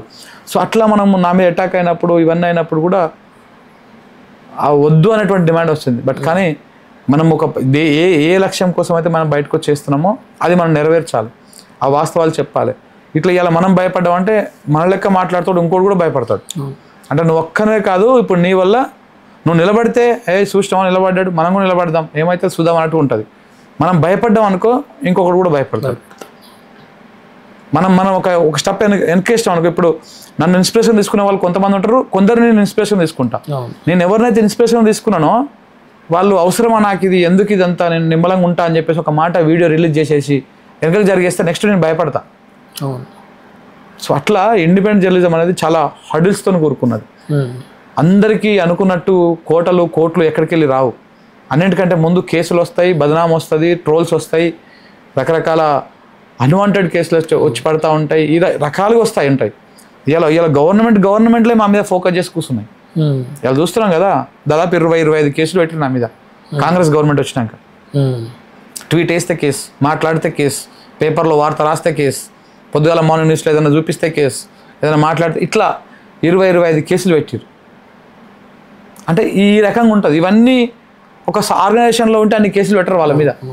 అసలు ఇండివిజువల్ రిపోర్ట్స్ వరకు రానే రారు కదా. రానే రారు. సో ఏం సంస్థ మీద పెట్టాలన్నా కానీ ఎంతో పెద్ద ఎత్తున డ్యామేజ్ అయ్యేటువంటి అంశం ఉంటుంది తప్ప సంస్థ మీద కేసు పెట్టరు. సో ఇది మనం నిలబడి 10 మంది నిలబెట్టేటువంటి విధంగా ఉండాలి. సో 100% చాలా తక్కువ ఉన్నారండి. ఇది మీరు చెప్పిన క్వశ్చన్లో నిలబడ్డ వాళ్ళు చాలా తక్కువ ఉన్నారు. ఇవాళ అట్లా ఇండిపెండెంట్గా నిలబడి ఆర్గనైజేషన్లు ఏర్పాటు చేసుకున్నటువంటి వాళ్ళు, ఒక బలమైన సపోర్ట్ తీసుకున్నటువంటి వాళ్ళు కూడా ఉన్నారు, కానీ చాలా తక్కువ. కానీ ఇది రిస్క్తో కూడుకున్నది. బట్ కానీ ఇందులోనే మజా ఉంటుంది. ఎన్నో రకాల ఇబ్బందులు పెట్టి నిలబడితేనే మజా ఉంటుంది. రేపన్నాడు ఇప్పుడు అనుకుంటాం కదా, ఓడిపోయినటువంటి వాని వెనకాల నిలబడితేనే మజా ఉంటుంది.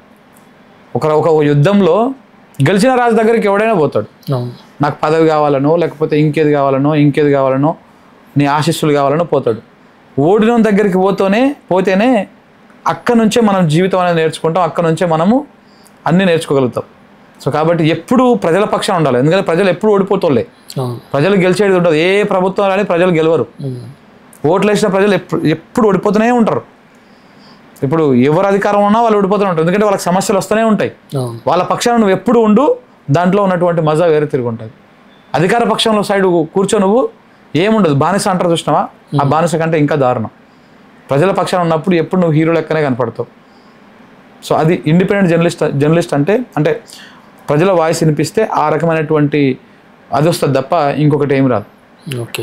అండ్ ఇంకొకటి సార్, మీరు అన్నట్టు ఇందాక చాలామంది మిస్కన్సెప్షన్స్ ఎలా ఉంటాయంటే, ఛానల్లో ఎక్కడైనా పని చేస్తే కొంచెం మనీ వస్తాయి, అదే ఇండిపెండెంట్గా చేస్తే బోల్ డబ్బులు వచ్చేస్తున్నాయి, యూట్యూబ్లో వాటిలోని రెవెన్యూస్ వచ్చేస్తాయి, యాడ్స్ రెవెన్యూస్ అన్నా వెళ్ళివే. సో అందుకని ఆ డబ్బుల కోసమే చాలామంది ఇండిపెండెంట్గా చేస్తున్నారు. కానీ అసలు అంటే అటువంటి మిస్కన్సెప్షన్స్కి మీరు ఒక సమాధానం 100% రాంగ్, అది 200% రాంగ్. ఇండిపెండెంట్ అంటే పైసలు ఎక్కువ వస్తాయి, లేకపోతే ఇంకేదో ఎక్కువ వస్తాయి, కంప్లీట్ రాంగ్. ఎవడేం పుణ్యానికి ఇవ్వడండి. ఎవడు ఇట్లా ఏదో తీసి ఇచ్చేసేది, నువ్వు మస్తు మాట్లాడేస్తున్నావు తీసుకోపోయి కట్ట ఇది పట్టుకోప్ప, ఎవరు ఇయ్యరు. నీ దగ్గర ఎంత స్టఫ్ ఉందో, నీ దగ్గర ఏముంటుందో అది కూడా నువ్వు పని చేసుకోవాల్సిందే తప్ప ఎవ్వరు అట్లా ఏమి ఇయ్యరు. అట్లా అనుకుంటే మరి అలా టాప్ ఛానల్స్లో మాకంటే కూడా సీనియర్స్, మాకంటే కూడా అద్భుతంగా మాట్లాడి, మాకంటే కూడా విషయాన్ని అనాలిసిస్ చేసి చెప్పగలటువంటి జర్నలిస్టులు చాలామంది మిత్రులు నాకు తెలిసిన అన్నలు చాలామంది ఉన్నారు. మరి వచ్చి అందరూ పెట్టాలి ఇండిపెండెంట్గా ఓ యూట్యూబ్ పెట్టేసుకుంటే అయిపోయాయి. ఎంతసేపు ఖర్చు అది? ఓ 2 లక్షలు పెడితే 2 కెమెరా వస్తాయి. ఓ యూట్యూబ్ ఛానల్ పెట్టేసుకొని మనం చిన్న సెటప్ ఏర్పాటు చేసుకొని మరి లక్షలు తీసుకోవచ్చు కదా. అవన్నీ ఏముండవు. ఇవన్నీ ఊరికే ఒక బదనామో లేకపోతే ఇది చేయడం కోసమే. దీంట్లో ఉంటాయి. ఒకరోజు ఒక వీడియో చేసినాం మనం, ఆ వీడియో రీచ్ కాకపోతే దానికి ఉండే బాధ మనకు తెలుసు. అదే ఒక పెద్ద శాటిలైట్ ఛానల్లో పనిచేస్తే అది పోకపోనీకి సంబంధం లేదు, ఫరక్ పడదు. ఇప్పుడు నువ్వు ఇంత కష్టపడి 3 కెమెరాలు పెట్టి ఇవన్నీ పెట్టి రికార్డ్ చేసి వీడియో కనీసము 5,000 1000 10,000 పోకపోతే ఏంది ఇది ఎంత కష్టపడి పోతలేదు ఏంది అన్నటువంటి ఫీలింగ్ ఉంటుంది మనకి. సో కాబట్టి ఎక్కువ డబ్బులు వస్తాయి అనేది కష్టం, అదంతా అసలు రాంగ్ పర్సెప్షన్. అట్లా అనుకుంటే మరి మేము అందరం పెద్ద పెద్ద కోటలు కట్టుకోవాలి, పెద్ద పెద్ద అప్పులు లేకుండా అది కావాలి. ఎవరికి అంత ఈజీగా ఏం రావు, ఏదైనా కష్టం చేసుకుంటేనే పని వస్తుంది. అందులో వేసిన ఇది మన ఓన్ కాబట్టి నీ ఐడియాలజీ నువ్వు ఇంప్లిమెంట్ చేస్తావు. ఇందులో మెయిన్గా అదే. ఇందులో కూడా మళ్ళీ అమ్ముకునేటువంటి వాళ్ళు తన ఐడియాని లేకపోతే ఇంకేదో రకాలుగా ఒకరికి అనుకూలంగా పనిచేసేటువంటి వాళ్ళు కూడా ఉంటారు. సో అట్లా ఉండేటువంటి వాళ్ళకి కూడా పూర్తి స్థాయిలో ఇస్తారని అయితే అనుకోను. పూర్తి స్థాయిలో ఇస్తారని, ఎందుకంటే ఒకసారి చేయి చాచినావు అంటే ఇంకా నువ్వు అడుక్కున్నట్టే కథ. ప్రతిసారి నీ దగ్గరికి రావాలి, ఏదైనా నీ దగ్గరికి రావాలి. నువ్వు పని చేసుకుంటా పోతుంటే ఆటోమేటిక్గా అని వస్తుంది. ప్రజలు ఈరోజు చూడలే నీ వీడియోని, లేకపోతే ఈరోజు ఒక విషయాన్ని చెప్తుంటే వినలేదు, బట్ నువ్వు మంచిగానే చెప్పినావు. ఇదే విషయాన్ని ఇట్లనే సేమ్ ఇదే వేవ్ లెంత్ తోటి నెక్స్ట్ ఇంకొక విషయాన్ని చెప్పు 10 రోజులు చెప్పు అలసిపోకుండా. 11వ రోజు నీ దగ్గరకు జనం వస్తారు, చూస్తారు. మనం యుద్ధం చేయాలి. మనం ఏదైతే యూట్యూబ్ అనుకుంటే యూట్యూబ్తో యుద్ధం చేయాలి, జనం అనుకుంటే జనంతోనే యుద్ధం చేయాలి. నా వీడియో ఎందుకు చూడరు, దేనికోసం చూడరు, వాళ్ళకి ఏం కంటెంట్ కావాలి, వాళ్ళ సమస్యలో వాళ్ళని ఏ రకం కనెక్ట్ చేసుకొని రావాలి. అప్పుడు మాత్రమే నీ దగ్గరకు వస్తారు. ఎవరైనా సరే గుర్తుపెట్టుకోండి, మన దగ్గర ఏదో స్టఫ్ ఉందన్నప్పుడు మాత్రమే వస్తారు తప్ప, అబ్బా నువ్వు అద్భుతంగా ఐన్స్టీన్ లెక్క ఆలోచించగలవు, నువ్వు రా అని చెప్పేసి తీసుకొచ్చి పెట్టరు ఎవరికి. మన ప్రతిభ ఏదో చూపించిన తర్వాత ఏమన్నా అడిషనల్గా ఒక తోడవుతుంది అంతే, అంతకు మించి ఇంకోటి ఏం లేదు. Okay. And sir me videos చూసాను, మీరు అన్నట్టు మీ ఆఫీస్లో మొత్తం సిపియూలు మానిటర్లు అన్నీ పట్టుకెళ్ళిపోయి సీసీటీవీ కెమెరాలు చూశాను. మీ మీద అటాక్ చేసినప్పుడు మీ హాస్పిటల్లో ట్రీట్మెంట్, ఇవన్నీ చూసినప్పుడు ఏంటంటే చాలామంది ఇండిపెండెంట్ జర్నలిస్ట్ యొక్క వీడియోస్ చూస్తూ ఉంటాము. బట్ ఇవన్నీ చూసినప్పుడు అంటే ఇప్పుడు ఒక వందలాది మంది న్యూస్ పేపర్లలో రాస్తారు, రిపోర్ట్స్ రాస్తారు, చాలామంది సోషల్ మీడియాలో స్టేటస్లు పెట్టుకుంటారు. ఓకే, అందరూ పాజిటివ్గానే పెడతారని లేదు, గవర్నమెంట్కి నెగిటివ్గా కూడా 50-50 రాదు కదా, ఒక్కొక్కరు 100% నెగిటివ్గా పెట్టచ్చు ఒక్కొక్కసారి. సో గవర్నమెంట్ ఎందుకని పర్టికులర్గా కొంతమందిని టార్గెట్ చేసి వాళ్ళ వాయిస్ని సప్రెస్ చేద్దాము, వాళ్ళని మాట్లాడకుండా చేద్దాము, లేదా వాళ్ళని భయపెడదాం, బెదిరిద్దాం? ఎందుకంటే వాళ్ళు నిజంగా వాళ్ళ పని కరెక్ట్గా చేస్తున్నారని అనుకుంటే వాళ్ళ పని వాళ్ళు చేసుకోవచ్చు కదా. ఎందుకని అందరి మీద చిన్న వాళ్ళ మీద ఎందుకని వాళ్ళు పర్టికులర్గా అలాగా? ఎందుకంటే చిన్న పిట్టని కొడితే పెద్దవాళ్ళు భయపడతారు. ఓకే, పెద్ద పిట్టని కొట్టలేరు కాబట్టి. ఓకే, ఇంకొకటి ఏంటంటే ఇప్పుడు న్యూస్ విధానం కూడా మారిపోయిందండి వెంకట్ గారు. ఎట్లా అయిందంటే ఒకప్పుడేమో ప్రాంప్టర్లో వచ్చి దాని యాక్సెస్ చూసుకుంటూ చదువుకుంటా లేకపోతే ఇది ఉంటుండే. ఇప్పుడు న్యూస్ విధానం కూడా మారిపోయింది చూడండి. ఇప్పుడు పాడ్కాస్ట్లు వచ్చినాయి, ఇది ఒక ట్రెండ్ ఇప్పుడు. ఇది ఇంతకుముందు ఇంటర్వ్యూలు ప్రాపర్గా మంచిగా ఒక నీట్గా ఇన్షర్ట్ వేసుకొని లేకపోతే మంచి బ్లేజర్ వేసుకొని మంచిగా నీట్గా అప్పుడు అట్లా ఉంటుండే. బట్ ఇప్పుడు మారిపోయింది, పాడ్కాస్ట్లు వచ్చేసినాయి. ఏదో సరదా కాళ్ళ మీద కాలేసుకొని కూర్చుంటారు, లేకపోతే టీ తాగుకుంటా కాఫీ తాగుకుంటా ఇట్లా కూర్చొని చిట్ చాట్ చేస్తుంటారు, క్యారమ్స్ ఆడుకుంటా లేకపోతే చెస్ ఆడుకుంటా ఇట్లా రకరకాలుగా చేస్తూ ఉంటారు. అంటే న్యూస్ ప్రజెంటేషన్ కూడా మారిపోయింది. ఒకప్పుడు పేపర్లో వచ్చింది వార్త, ఇప్పుడు ఆ పేపర్లో వచ్చిన వార్త అసలు వార్త అని చెప్పడం కూడా వార్త. ఇప్పుడు మీకు అర్థమైందా? ఇప్పుడు పేపర్ అనాలిసిస్ అనేది అందరూ చాలా మంది చేస్తున్నారు. అలా ఉన్న చదువుతందుకు నువ్వు కూడా చదువుకోవచ్చు, పేపర్ ఛానల్ చూసేటైనా కూడా చదువుకోవచ్చు. ఈ పేపర్లో రాసిన ఆయన వార్త వెనక ఉద్దేశం ఏంది, అసలు ఏముంటే ఏం రాసిండు? ఇప్పుడు మనకు 4-5 ఛానల్ టాప్ పేపర్లు ఉన్నాయి, సర్క్యులేషన్ ఉన్నాయి. ఒక వార్తను ఒక ఆయన ఒక తిరిగి రాస్తాడు, ఒక ఆయన ఒక తిరిగి రాస్తాడు. మనకు ఆ 3 పేపర్లు చదివితే కానీ అందులో అసలు వార్త ఏందో అర్థం కాదు. నేను మీకు ఒక ఎగ్జాంపుల్ చెప్తా. కేసీఆర్ గారు సీఎం ఉన్నప్పుడు ఒక ప్రెస్ మీట్ పెట్టి రాజ్యాంగాన్ని మారిస్తే తప్పే ఉంది, రాజ్యాంగాన్ని బరాబర్ మార్చాలని చెప్పి ఒక స్టేట్మెంట్ ఇస్తారు. కానీ ఆయన వాస్తవానికి అంతకంటే ముందు 1.5 గంట ఎక్స్ప్లెయిన్ చేస్తాడు.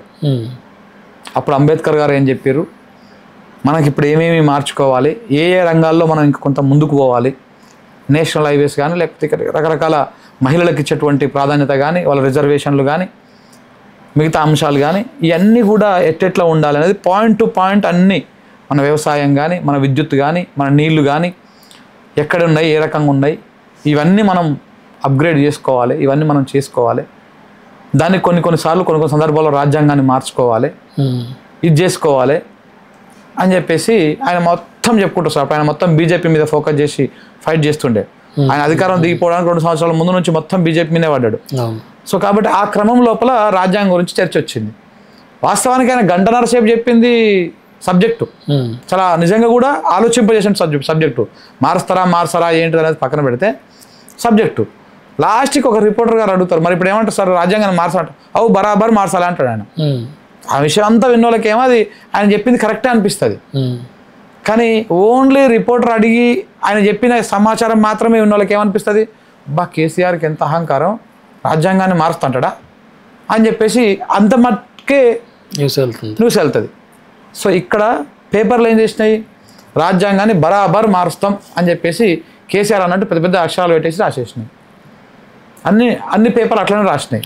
కానీ అసలు వాస్తవం ఏందిడా అంటే నీకు ఆ అసలు వాస్తవం తెలవాలంటే కేసీఆర్ మాట్లాడిన 1.5 గంట వీడియో వినాలి నువ్వు, తర్వాత ఆయన అడిగిన క్వశ్చన్ వినాలి, అప్పుడు అర్థమవుతుంది. సో ఇట్లా పేపర్లు అన్ని రాసేటువంటి వాస్తవాలు ఏం కాదు. అన్ని ఛానళ్ళు అన్ని పేపర్లు వాస్తవాలు చూపి వాళ్ళకి ఎంతవరకు కావాలో అంతవరకు కట్ చేసుకొని అంతవరకే చూపిస్తారు. ఇప్పుడు రేవంత్ రెడ్డి గారు కూడా మాట్లాడతారు ముఖ్యమంత్రి హోదాలో ఒక సభలో. ఆయన మాట్లాడేది ఈనాడు ఒక తిరుగు రాస్తుంది, ఆంధ్రజ్యోతి ఒక తిరుగు రాస్తుంది, నమస్తే తెలంగాణ ఒక తిరుగు రాస్తుంది, మా పత్రిక ఒక తిరుగు రాస్తుంది, ఎవరి పత్రికలో ఒక తిరుగు రాస్తాయి. ఎవరి లైన్ వాళ్ళకు ఉంటుంది. ఎవరు దేన్ని ప్రొజెక్ట్ చేయాలనుకుంటే దాన్ని ప్రొజెక్ట్ చేస్తారు. ప్రజలు దేన్ని తీసుకుంటారు అనేది అదే చెప్తున్నా నేను. పేపర్లో వచ్చేటవి అన్ని వార్తలు ఏం కావు, అన్ని వాస్తవాలు ఏం కావు. ఎవరికి నచ్చినట్టు వాళ్ళు రాసుకుంటుంటారు. సో అందుకే నేను మార్నింగ్ న్యూస్లో ఎందుకు ఇవన్నీ 4 పేపర్లు చదువుతాం, మా పేపర్లు ఉన్నాక కూడా ఇగో అసలు వాస్తవాలను వీళ్ళు కప్పేస్తున్నారు. మనం రీసెంట్గా కూడా చెప్తాను నేను, రైతులు ఇబ్బందులు పడేటివి, ఒడ్లు కొనకుండా ఇబ్బందులు అవుతున్నాయి అనేది మొత్తం నడుస్తూ ఉంది. ఈ వార్త ఎవరు రాయకుండా రాష్ట్రంలో అత్యధికంగా వరి పంట సాగయిందని చెప్పేసి పెద్ద పెద్ద వార్తలు రాసేస్తాయి. అంటే పంట ఎక్కువ అనేది కాబట్టి రైతుల ఒడ్లను ఓడుకుంటలేడు అని రావాలి ఇంటెన్షన్ చదివేటోళ్ళకి. మరి గింత పంట పడినాక ఏడగొంటారు చెప్పురి, ఎక్కువ పంట పడింది కాబట్టి కొంటలేరు. కానీ కొనకుట్ట మొలకెళ్ళిపోయినాయి ఆ రైతులు ఇబ్బందులు పడేటు రాయవు. అంటే ఇదే మ్యానిపులేషన్ అనమాట. ఇలాంటి స్లో పాయిజన్ ఇది. ఇప్పుడు ఓన్లీ ఈనాడే వేయించుకుంటాయినా ఈనాడులో వచ్చిందే నిజమని నమ్ముతాడు, ఓన్లీ ఆంధ్రజ్యోతి వేయించుకుంటాయినా ఆంధ్రజ్యోతిలో వచ్చిందే నిజమని నమ్ముతాడు. అందుకనే ఈ పేపర్లలో ఒక్కొక్క పేపర్లో ఒక్కొక్క తిరిగి వస్తుందని మేము మార్నింగ్ న్యూస్ స్టార్ట్ చేసినాం. ఈ మార్నింగ్ న్యూస్లో ఏమొస్తుంది, ఇగో ఏ పేపర్లో ఏ వార్త వచ్చింది, ఏ వార్త వెనకాల ఏ కోణం ఉంది, అసలు వార్తను మింగేసి ఈయన ఈ వార్త రాసిడా అని చెప్తాం మేము పొద్దుగాల. అందుకే ఏమవుతుంది ఇక్కడ, వాళ్ళ చేతుల్లో ఉంటుంది పేపర్లు ఛానళ్ళు. గవర్నమెంట్ ఎవరుంటే వాళ్ళ చేతిలో. ఇప్పుడు కాంగ్రెస్ చేతిలో, మన దాకా బీఆర్ఎస్ ఉన్నాడు బీఆర్ఎస్ చేతిలో. వాళ్ళ చేతిలో ఉంది కాబట్టి పేపర్లను, టీవీలను, శాటిలైట్ ఛానల్ మేనేజ్ చేయగలుగుతారు. మేనేజ్ చేసి వాళ్ళకి కావాల్సినట్టుగా అనుకూలంగా రాయించుకోగలుగుతారు. బట్ మాలాంటి వాడు ఏం చేస్తాడు, పక్కనే ఈనాడు పెడతాడు, పక్కనే ఆంధ్రజ్యోతి పెడతాడు, పక్కనే వెలుగు పెడతాడు, ఈ పక్కనే ఇంకో పేపర్ పెడతాడు, నమస్తే తెలంగాణ ఇంకో అన్నీ పెట్టేసి ఇగో గిట్లా ఇవన్నీ ఒక్కొక్క తిరిగి రాష్ట్ర చూడు అన్ని దొంగ పత్రికలు ఇవన్నీ, లేకపోతే ఇగో ఇది వాస్తవం అని చెప్పేసి మనం చెప్తాం. ఇది జనాలకు నచ్చుతుంది. వాడు ఏదో ఒకటే పేపర్ వేసుకొని చదివి అవసరం లేదు. ఇక ఇవన్నీ వరకు వాళ్ళకి నచ్చుతుంది, వాస్తవాలు తెలుస్తున్నాయి. అందుకే చెప్పిన వార్తా విధానంలో కూడా మారిపోయింది. ఒకప్పుడు వాళ్ళ పేపర్లో రాసిందే నమ్మటం వాళ్ళు, ఇప్పుడు ఏం చేస్తున్నారు, అన్నీ చూస్తున్నాను కాబట్టి మాలాంటి వాడు ఏం చేస్తున్నాడు, ఈ పత్రికలో ఇది వచ్చింది కానీ అది అసలు కథ ఇది అని చూపిస్తున్నాం మనం. అందుకే మనలాంటి వాళ్ళని తొక్కాలని చూస్తున్నాం, అందుకే మనలాంటి వాళ్ళ మీద కేసులు పెడుతున్నారు, అందుకే రకరకాల దాడులు చేపిస్తూ ఉన్నారు. ఇవన్నీ ఎందుకోసము, అసలు భాగవతంతో బయటపడుతుంది కాబట్టి. మళ్ళీ మాలాంటి వాళ్ళ మీద ఇట్లా చెప్తున్నారని చెప్పేసి ఫేకులు తయారు చేసి సర్క్యులేట్ చేస్తాను కూడా ఒక బ్యాచ్ ఉంటుంది. సో ఇట్లాంటివన్నీ జరుగుతూ ఉన్నాయి. అందుకే పర్టికులర్గా ఫోకస్ చేసి కొన్ని ఛానళ్ళని కొంతమందిని కేసులు పెట్టి భయపెట్టేయడం, కొంతమందికి ఏమైనా పాత పంచాయతీలు ఉంటే వాళ్ళని తట్టుకురావడము, ఇట్లాంటివన్నీ చేయడము, ఇవన్నీ జరుగుతూనే ఉన్నాయి. ఇది నిజంగా కూడా రాజ్యంలో ఎవరున్నా అదే చేస్తున్నారు. ఇప్పుడు మరి కాంగ్రెస్ వచ్చిన కాంచేత మరి దారుణంగా తయారైపోయింది.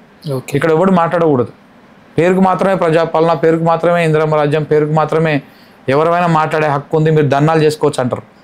కానీ అక్కడ పోతే మాత్రం వేరే తిరిగి ఉంటుంది. మేము కొండారెడ్డి పెళ్ళికి పోయినాం, రేవంత్ రెడ్డి గారు సొంత ఊరికి. మమ్మల్ని ఆడ నుంచి 30 కిలోమీటర్లు మా వెనకంగా చేసింగ్ చేసారు. బాలకృష్ణ సినిమాలో చేస్తారు చూసినావా, అట్లా చేసిరు వాళ్ళ అనుచరులు, కాంగ్రెస్ వాళ్ళు, కొండలరెడ్డి గారు వారి అనుచరులు అందరు కూడా. అంటే ఇట్లా ఉంటుంది అన్నమాట. మేము ఆడికి ఎందుకు పోయినాం, ఈ ముఖ్యమంత్రి గారు సొంత ఊర్లో రుణమాఫీ అయ్యిందా కాలేదా అని తెలుసుకోవడానికి పోయినాం. ఇద్దరు మహిళా సోదరిమణులు వేరు రిపోర్ట్ చేయడానికి వాళ్ళ మీద దాడి చేసారు. దాడి చేశారని చెప్పేసి మేము వెనకంగా పోయినాం. మమ్మల్ని వాళ్ళని చేజింగ్ చేసి 35 కిలోమీటర్లు చేజింగ్ చేశారు. ఇట్లా ఉంటుంది ఇండిపెండెంట్ జర్నలిజము, వాస్తవాలు బయట తీసుకురావాలంటే ఈ రకంగా ఉంటుంది. సో కాబట్టి అందుకే మా మీద దాడులు చేయనిక, వాస్తవాలు బయటకు వస్తున్నాయి, ఏం చేసినా కానీ తెలుస్తుంది. మేము అందరికి ఇచ్చేసినాం 50,000 ఉద్యోగాలు అని చెప్తున్నారు కదా, 50,000 ఉద్యోగాలు ఇవ్వలేదు సార్ మీరు, అన్ని పాతాయి అవి, ఇగో మీరు ఇచ్చిన 5,000 6,000 మనం చూపిస్తున్నాం. దానికి ఆ ప్రజలతో మాట్లాడిన ఒక బయట కూడా వేసి చూపిస్తున్నాం. ఇక వాస్తవాలు తెలిసిపోతున్నాయి. అదే పేపర్ టీవీలో అయితే వాళ్ళు చెప్పిందే రాస్తారు. ఇప్పుడు ఇక్కడ మేము అడిషనల్గా ఇవన్నీ తీసుకొచ్చి చూపించే వరకే ఇగో ఇది వాస్తవం, ఇది ప్రజలకు బాగా పోతా ఉన్నాయి ఇట్లాంటి విషయాలని.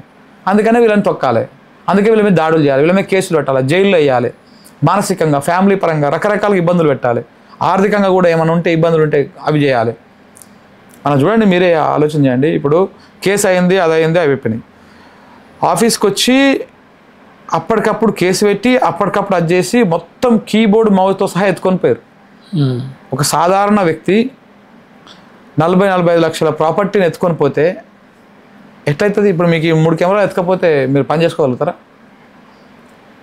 అంటే విషయము వాళ్ళకి కేసులో ఇంకోటి కాదు, శంకర్ అంటోడు మాట్లాడకూడదు, లేకపోతే శంకర్ లాంటోడు ఇంకోటి మాట్లాడకూడదు,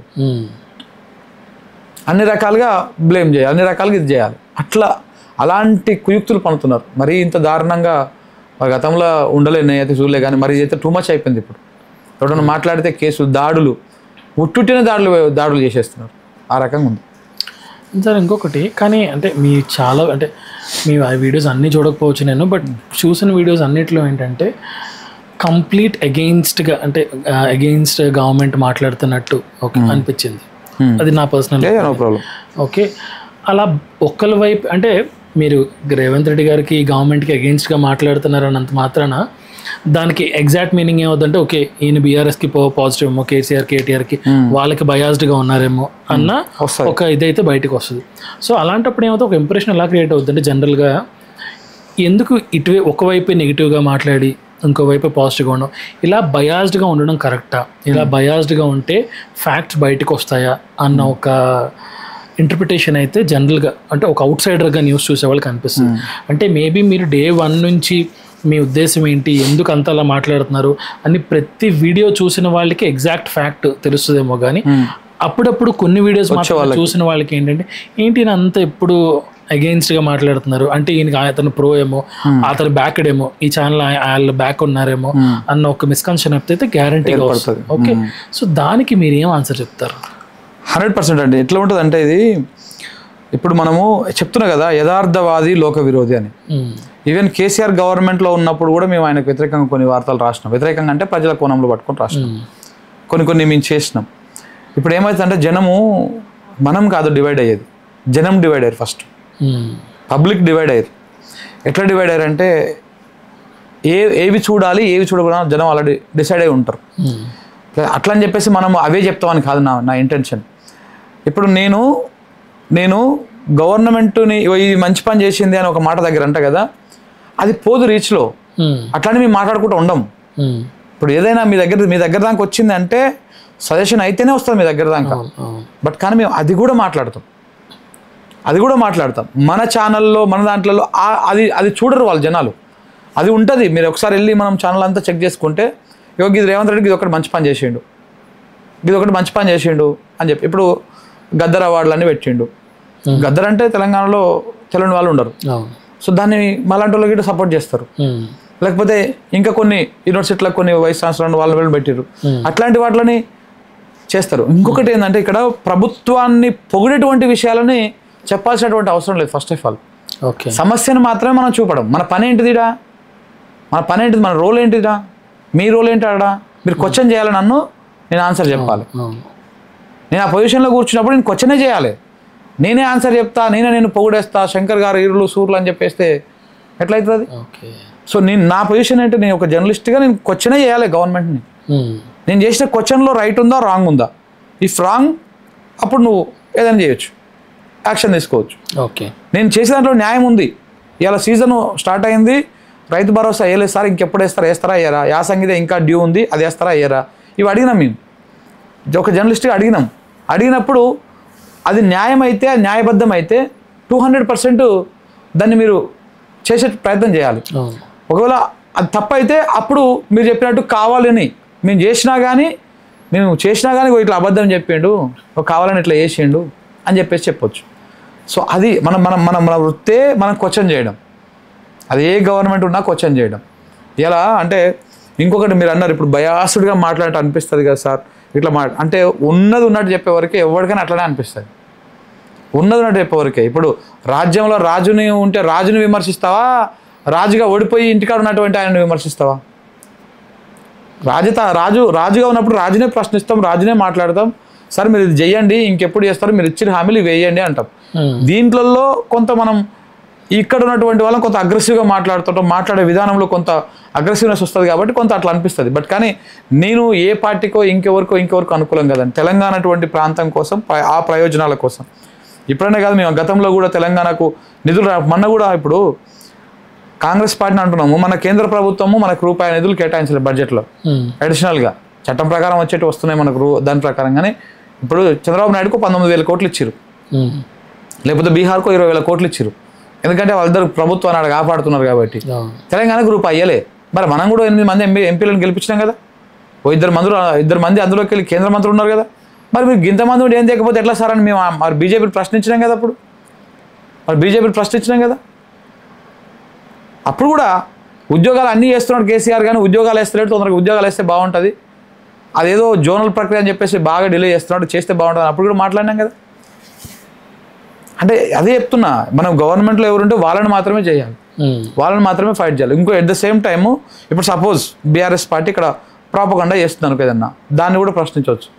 వాళ్ళు చేస్తున్నా మీరు ఏదో తప్పు చేస్తున్నారు, మీరు కావాలనే ఒకటి ఏదో క్రియేట్ చేస్తున్నారు, ఏదో అలజడి సృష్టిస్తున్నారు అని చెప్పేసి 100% చేయొచ్చు దాని తప్పేం లేదు. కానీ మన ఫస్ట్ కోణం ఏమంటే ప్రజల కోణంలో ప్రజలకు మాత్రము ఏం అన్యాయం జరుగుతుంది దాన్ని ప్రభుత్వంలో ఉన్నటువంటి వాళ్ళని అడుగుతాం. సో అది ఒకరికి బయాస్గా అనిపిస్తుంది, కొందరికి ఏమో ఇట్లా అనిపిస్తుంది, దానికి మనం ఏం చేయలేదు. మనం అందరికి నచ్చినట్టుగానే అందరికి ఉన్నట్టుగా మనం ఏమో దైవ సంభూతులం కాదు కదా. ఓకే, అంటే ఇంకొకటి సార్, మీ మీద అటాక్ జరిగినప్పుడు ఏంటంటే కేటీఆర్ గారు మీకు సపోర్ట్ చేస్తూ అంటే శంకర్ మీ ఇంటికి వచ్చారు. అదే నేను ఆ వీడియో బయట చూసాను, ఆయన రిపోర్టర్తో మాట్లాడింది. సో అండ్ ఎస్పెషల్లీ ఇలాంటి బయట చూసినప్పుడు అంటే ఓకే నేను వాళ్ళకి ప్రో ఏమో వీళ్ళు అందుకనే బయాస్గా మాట్లాడుతాను. సో అది తెలుసుకుందామని, బిహైండ్ ది ఇంటెన్షన్ అదే మీరు అన్నట్టు, నేను ఇందాక మనం మాట్లాడినట్టు డే 1 నుంచి అన్నీ చూస్తే గనక what is you, who are you అనేది తెలుస్తుంది. అప్పుడప్పుడు కొన్ని బైట్స్ అందులోని మీరు అన్నట్టు నెగిటివ్ బైట్స్ కాబట్టి ఎక్కువ వైడ్ స్ప్రెడ్ అది జనాలకి. ఇప్పుడు మేము నాలాంటి వాడికి వచ్చాము, ఓకే ఈయనేంటి అన్ని 2-3 వీడియోస్ చూస్తాను, ఈయనేంటి అంత మాట్లాడు. So I want to clarify that. Okay. And ఇంకోటి సార్, ఇప్పుడు కాళేశ్వరం వాటర్ మీ వీడియోస్లో ఎస్పెషల్లీ ఏంటంటే వాటర్ ప్రాబ్లమ్స్ గురించి అంటే రైతుల గురించి మాట్లాడుతున్నారు.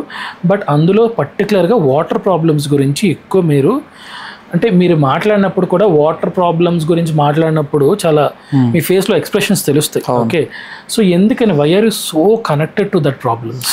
తెలంగాణకు మొదటి గోసనే నీళ్లు. తెలంగాణలో ఇది హైదరాబాద్ స్టేట్గా ఉన్నప్పుడు దీన్ని హైదరాబాద్ స్టేట్ని అప్పుడు ఆంధ్ర రాష్ట్రంగా ఉన్నప్పుడు ఆంధ్ర రాష్ట్రాన్ని హైదరాబాద్ స్టేట్ రెండింటిని కలిపి ఆంధ్రప్రదేశ్గా మార్చారు 1900 ఆ టైంలో. సో 57 ఆ టైంలో మార్చినప్పుడు మనకు ఎట్లుంటుందంటే ఈ తెలంగాణ భూమి స్వరూపం ఎలా ఉంటుందంటే నైసర్గిక రూపము ఇది ఒక గుడిసె మాదిరిగా ఉంటుంది. ఇట్లా గుడిసె మాదిరిగా ఉంటుంది. ఇది మొదటిసారి నుంచి ఎప్పుడు వస్తున్నాను. సో నేను విద్యాసాగర్ రావు గారి పుస్తకాలు కానీ లేకపోతే ఇప్పుడు చాలామంది నీటిపారుదల రంగంలో ఎక్స్పర్ట్స్ ఎవరైతే రాస్తున్నారో వాళ్ళందరూ కానీ నేను చాలామందితోటి ఇప్పుడు వి ప్రకాష్ గారితో కానీ లేకపోతే రిటైర్డ్ ఇంజనీర్ శ్యామ్ ప్రసాద్ రెడ్డి గారితో కానీ ఇంకా సిద్ధార్థ్ దేశపాండే గారితో కానీ లేకపోతే ఇట్లా చాలామందితోనే నేను నాకు తెలియని విషయాలని ఎగ్జైట్మెంట్తో ఫోన్ చేసి కనుక్కుంటా ఉంటాను. వాళ్ళందరూ కూడా నాకు మంచిగా ఇన్ఫర్మేషన్ ఇస్తూ ఉంటారు. అంటే ఏదైనా ఉందంటే తెలియదు, నేను ఒక స్టూడెంట్ లెక్క వాళ్ళొక టీచర్ లెక్క నేను అడుగుతూ ఉంటాను ఇవి ఇట్లా అని చెప్పేసి. అసలు నాకు ఈ నీళ్ళ మీద ఇంట్రెస్ట్ రావడానికి ఫస్ట్ కారణము అది చెప్పిన తర్వాత నేను ఈ తెలంగాణకు నీళ్ళు ఎట్లా ఏంది కథ అనేది చెప్తా. మేము 2018లో సింక్ మీడియా అని ఒక ఛానల్ పెట్టినాం. సింక్ మీడియా అని పెట్టినాక నేను నా మిత్రుడు మా బావ ఒక 3-4 కలిసి ఏం చేసినాము, కాళేశ్వరం యాత్ర అని చెప్పేసి ఇప్పుడు బైక్ రైడర్స్ పోతారు చూసినావా, ఏమంటుందని ట్రావెలర్స్.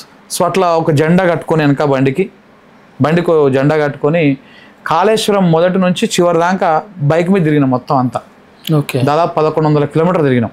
అంటే కొంత అటు మళ్ళీ తుమ్మిడేటి సైడ్ పోయినాము, ఇటు ఈ 3 బరాజులు చూసుకున్నాము, ఇటు శ్రీరామ్ సాగర్ దాకా పోయినాము, మళ్ళీ మధ్యలోకి వచ్చి మళ్ళీ ఎల్లంపల్లికి వచ్చినాము, మళ్ళీ ఆ నుంచి ఇక్కడికి వచ్చినాము, మిడ్ మానేరు, లోయర్ మానేరు, ఇటు గంధమల్ల, ఇటు చివరికి ఏమంటారు ఈ గంధమల్ల దాకా వచ్చినాము. ఇవన్నీ కూడా తిరిగినాం.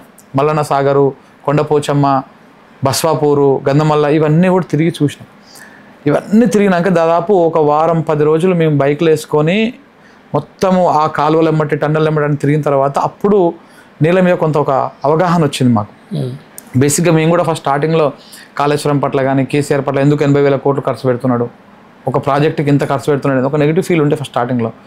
మనం ఎవరో చెప్తే ఏదో పుస్తకాల్లో చూడడం కాదు, మనం ఫస్ట్ గ్రౌండ్కి వెళ్ళాలి, అసలు ఏమవుతుందో తెలుసుకోవాలి, ఆడికి వెళ్ళి మాట్లాడితే తెలుస్తుంది మనకి అని చెప్పేసి అట్లా మేము కాళేశ్వరం యాత్ర స్టార్ట్ చేసినాం.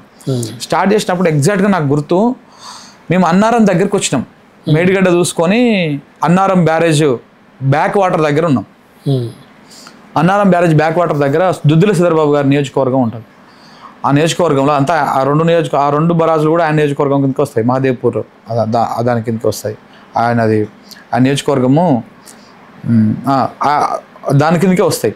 సో అక్కడ దానికి సంబంధించి మేము ఒక దగ్గర పుష్కర ఘాట్ ఉంది, అన్నారం బ్యారేజ్ వెనకాల ఒక పుష్కర ఘాట్ ఉంది. అలా నీళ్ళు వచ్చినాయి ఆడికి, అన్నారం బ్యారేజ్లో నీళ్ళు వస్తే ఆ బ్యాక్ వాటర్ అంతా వెనకకి వచ్చినాయి. వస్తుంటే ఆ ఘాట్ ఎమ్మటి కొంచెం ముందుకు ఒక 1/2 కిలోమీటర్ ముందుకి ఒక పెద్ద మనిషి, ఒక 60, 70, 80 ఏళ్ళు ఉంటాయి, మంచి గోసి కట్టుకొని మన యాదవ పెద్ద మనిషి గొర్రెలు కాస్తున్నాడు. దాని ఎమ్మటి మా వాళ్ళందరూ స్నానాలు చేస్తారు పుష్కర ఘాట్ అని చెప్పేసి, అంటే ఆడ నీళ్ళు వచ్చినాయని చెప్పేసి చేస్తుంటే నేను అలా వదిలేసి చిన్న నడుచుకుంటూ పోయినా ఆయన కాడికి పోతే ఆడ మంచి కూర్చొని చుట్ట తాగుకుంటా కూర్చొని గొర్రెలు కాస్తున్నాడు. వాళ్ళ మనవాడు కూడా ఉన్నట్టున్నాడు. అట్లా కూర్చొని మాట్లాడుతుంటే నేను పోయి కూర్చొని, ఎందుకంటే మనం జనాలను అడగాలి, ఇంజనీర్లను అడిగితే ఇంజనీర్ ఆయన డ్యూటీ కాబట్టి చెప్తాడు, నీకు ఒక పార్టీ అని అడిగితే ఆ పార్టీ విధానం కాబట్టి ఆ పార్టీ అని చెప్తాడు. మనం ప్రజలని, అది కూడా పొలిటికల్ టచ్ లేని ప్రజలని, ఆయనకి ఏం పొలిటికల్ టచ్ ఉందో గొర్రెలు కాసుకుంటా ఆయనకి. ఆయన కాడికి పోయి కూర్చొని జరసేపు కూర్చొని ముచ్చట పెట్టి తాత ఏం పేరు అంటే ఏదో మళ్ళీ పుల్లైన పేరు చెప్పేసి జరసేపు మాట్లాడుకొని కూర్చున్నాక ఆయనతో ఇక కూర్చొని మన విలేజ్ నుంచి వచ్చినా కాబట్టి కనెక్ట్ అవుతాం ఈజీగా. మనం ఆడుకోగానే అలా భాష వచ్చేస్తుంది మనకు, వాళ్ళ వాలకం వచ్చేస్తుంది మనకి. సో కూర్చొని మాట్లాడి జరసేపు అయినాక ఆయన గొర్రెలు ఇచ్చుకుంటూ ఉంటే, తాత ఈ నీళ్ళు ఇట్లా వస్తున్నాయి కదా, ఇవన్నీ వచ్చాయని మీరు ఎట్లా చూస్తున్నావు, నీళ్ళు మీకు వస్తున్నాయంటే, ఏంది కొడుక ఎట్లా అంటావు, ఈ ఏట్ల నీళ్ళు చూసి ఏండ్లు అవుతుంది, ఈ ఏట్ల అంటే దాన్ని ఏట్ అంటారు అట్లా, ఈ ఏట్ల నీళ్ళు చూసి ఏండ్లు అవుతున్నది, ఈ గొర్రె పిల్లలకు నీళ్ళు దాపుదామంటే మేము బోరింగ్ల కాడిపోయి లేకపోతే పొలాల కాడిపోయి బోరింగ్లు కొట్టి నీళ్ళు దాపేటోళ్ళం. మరి ఇప్పుడు ఇట్లా నీళ్లు రావడం వల్ల ఎత్తిపోసుకోవడం, ఇప్పుడు కింద నుంచి పైకి ఎత్తిపోయాలి, పైనుంచి మళ్ళీ ఇంకా పైకి ఎత్తిపోయాలి, ఈ నుంచి ఇంకా పైకి ఎత్తిపోయాలంటే కరెంట్ ఖర్చు అవుతుంది అంటుండ్రే, బాగా పైసలు ఎక్కువ ఖర్చు అవుతాయంట, మరి ఇట్లా ఖర్చు అయితే మనకు నష్టం కదా అంటే ఆయన జేబులోకి వెళ్ళి ఈ ఇందులోకి వెళ్ళి 10 రూపాయలు తీసి ఇచ్చేయండి. ఇట్లా తీసి ఇట్లా ఇచ్చి, బిడ్డ నీ పేరు ఏం పేరు అంటే, ఇట్లా నా పేరు శంకర్ అంటే, శంకర్ ఇప్పుడు నాకు దూపు అవుతుంది, ఈ 10 రూపాయలు పెట్టి నీళ్ళు కొనుక్కుందామా, ఈ 10 రూపాయలు తాగుదామా అన్నాడు. ఈ 10 రూపాయలు తినేస్తే దూపు ఆరిపోతుందా, మనకు 10 రూపాయలు పెట్టి వాటర్ బాటిల్ కొనుక్కుంటే దూపు ఆరుతుందా, ఏం చేయాలి? 10 రూపాయలు తీసుకుపోయి కొనుక్కొని వాటర్ బాటిల్ కొనుక్కొని తాగాలి. నీ దగ్గర పైసలు ఉన్నాయని చెప్పేసి మనం పైసలు ఖర్చు అవుతాయని చెప్పేసి నీళ్ళు కొనుక్కోకుండా ఉంటావా, నీళ్ళు తాగకుండా ఉంటావా? నీకు నీళ్లు రావాలన్నప్పుడు ఖర్చు అవుతుంది, కరెంటు పోతుంది, బరాబర్ ఖర్చు అవుతుంది. ప్రభుత్వాలు ఎందుకున్నాయి, చేయాలి దాన్ని అంటే ఆయనకు ఆ నాలెడ్జ్ ఉంది ఆయనకి. ఆయన ఇంకో మాట కూడా అన్నాడు, ఇప్పుడు మనం బావి వేస్తాం, బావిలో మోటార్ వేస్తాం కొడుక, మోటార్ పోయిందే నీళ్ళు పైకి వస్తాయా, మోటార్ ఎట్ట వస్తుంది ఇటునే వస్తుందా, మోటార్కి ఏం కావాలి, కరెంటు కావాలి కదా, కరెంటు పెడితేనే మోటార్ వస్తుంది. మరి కరెంటు ఖర్చు అవుతుంది, బిల్లు వస్తుందని మోటార్ బంద్ చేసుకుంటే నీ పొలం అంతదా, నీ పశువులు బతుకుతాయా, నువ్వు బతుకుతావా, నీకు అన్నం వస్తుందా? ఈ జీవిత సత్యాన్ని చెప్పిండు ఆయన. అంటే ఇది ఏ ఇంజనీర్ చెప్తాడు దీన్ని, ఏ రాజకీయ నాయకుడు చెప్తాడు ఈ మాటని, ఇంత స్వచ్ఛమైనటువంటి పదాన్ని? చల్ నాకు అర్థమైపోయింది అప్పటికే. ఇంకా రైతులకు నీళ్లు కావాలి, నువ్వు ఎట్లు ఇస్తున్నావు, కరెంటు పెట్టిస్తున్నావా, లిఫ్ట్ పెట్టిస్తున్నావా, లేకపోతే మోటార్లు పెట్టి పోస్తున్నావా, లేకపోతే గేట్లు లేపు ఉరికొస్తున్నాయా, ఇవన్నీ కాదు. రైతుల పొలాలకు నీళ్ళు కావాలి, దానికి నువ్వు ఎంత ఖర్చు పడుతున్నావు. అందుకే కదా నేను ఎన్నుకునేది రాజకీయ నాయకుడిగా, అందుకే కదా మేము పాలకుడిగా మిమ్మల్ని ఎన్నుకునేది, మాకు నీళ్ళు ఇస్తామనే కదా. అప్పు కాకుండా ఇంకేం చేస్తావు చెయ్యి. ఇవాళ నువ్వు ఈ కరెంట్ వాడినా రేపు సోలార్ వాడు, లేకపోతే ఇంకొకటి వాడు. మన ఖర్చు కాకుండా నువ్వు పాలకుడు అంటూ అడ్మినిస్ట్రేషన్ చూస్తాడు. ఇలా ఈ కరెంటు కొంటే 2 రూపాయలు 3 రూపాయలు పడుతుంది యూనిట్, సోలార్ పెట్టుకుంటే రూపాయి పడుతుంది కూడా సోలార్ పెట్టు, తగ్గించే ప్రయత్నం చెయ్యి. కానీ నీళ్ళు నువ్వు ఎట్లిస్తావు. అప్పుడు ఆలోచనలు వచ్చినాయి. సో మరి ఇక్కడ నాకు నీళ్ళ మీద ఇంట్రెస్ట్ వచ్చింది. మనకి తిరుగుతుంటే మేము అన్ని ఇంజనీర్లను కలిసినాము, లోపల టన్నెల్లకు పోయినాం. బాహుబలి పంపులు అంటారు చూసినావా కాళేశ్వరంలో, లక్ష్మీపూర్ దగ్గర ఉంటాయి. బాహుబలి పంపుల మీద ఇట్లా సీట్ల మీద ఇట్లా కూర్చున్నా అట్లా కూర్చున్నాం మేము పోయి. రోజులు తరబడి వెయిట్ చేసినాం ఆడ, ఇవన్నీ చేసినాం ఒక అవగాహన తెచ్చుకోవడం కోసం. కానీ నాకు నేను ఎక్కడ కనెక్ట్ అయినా అంటే ఒక గాన్నే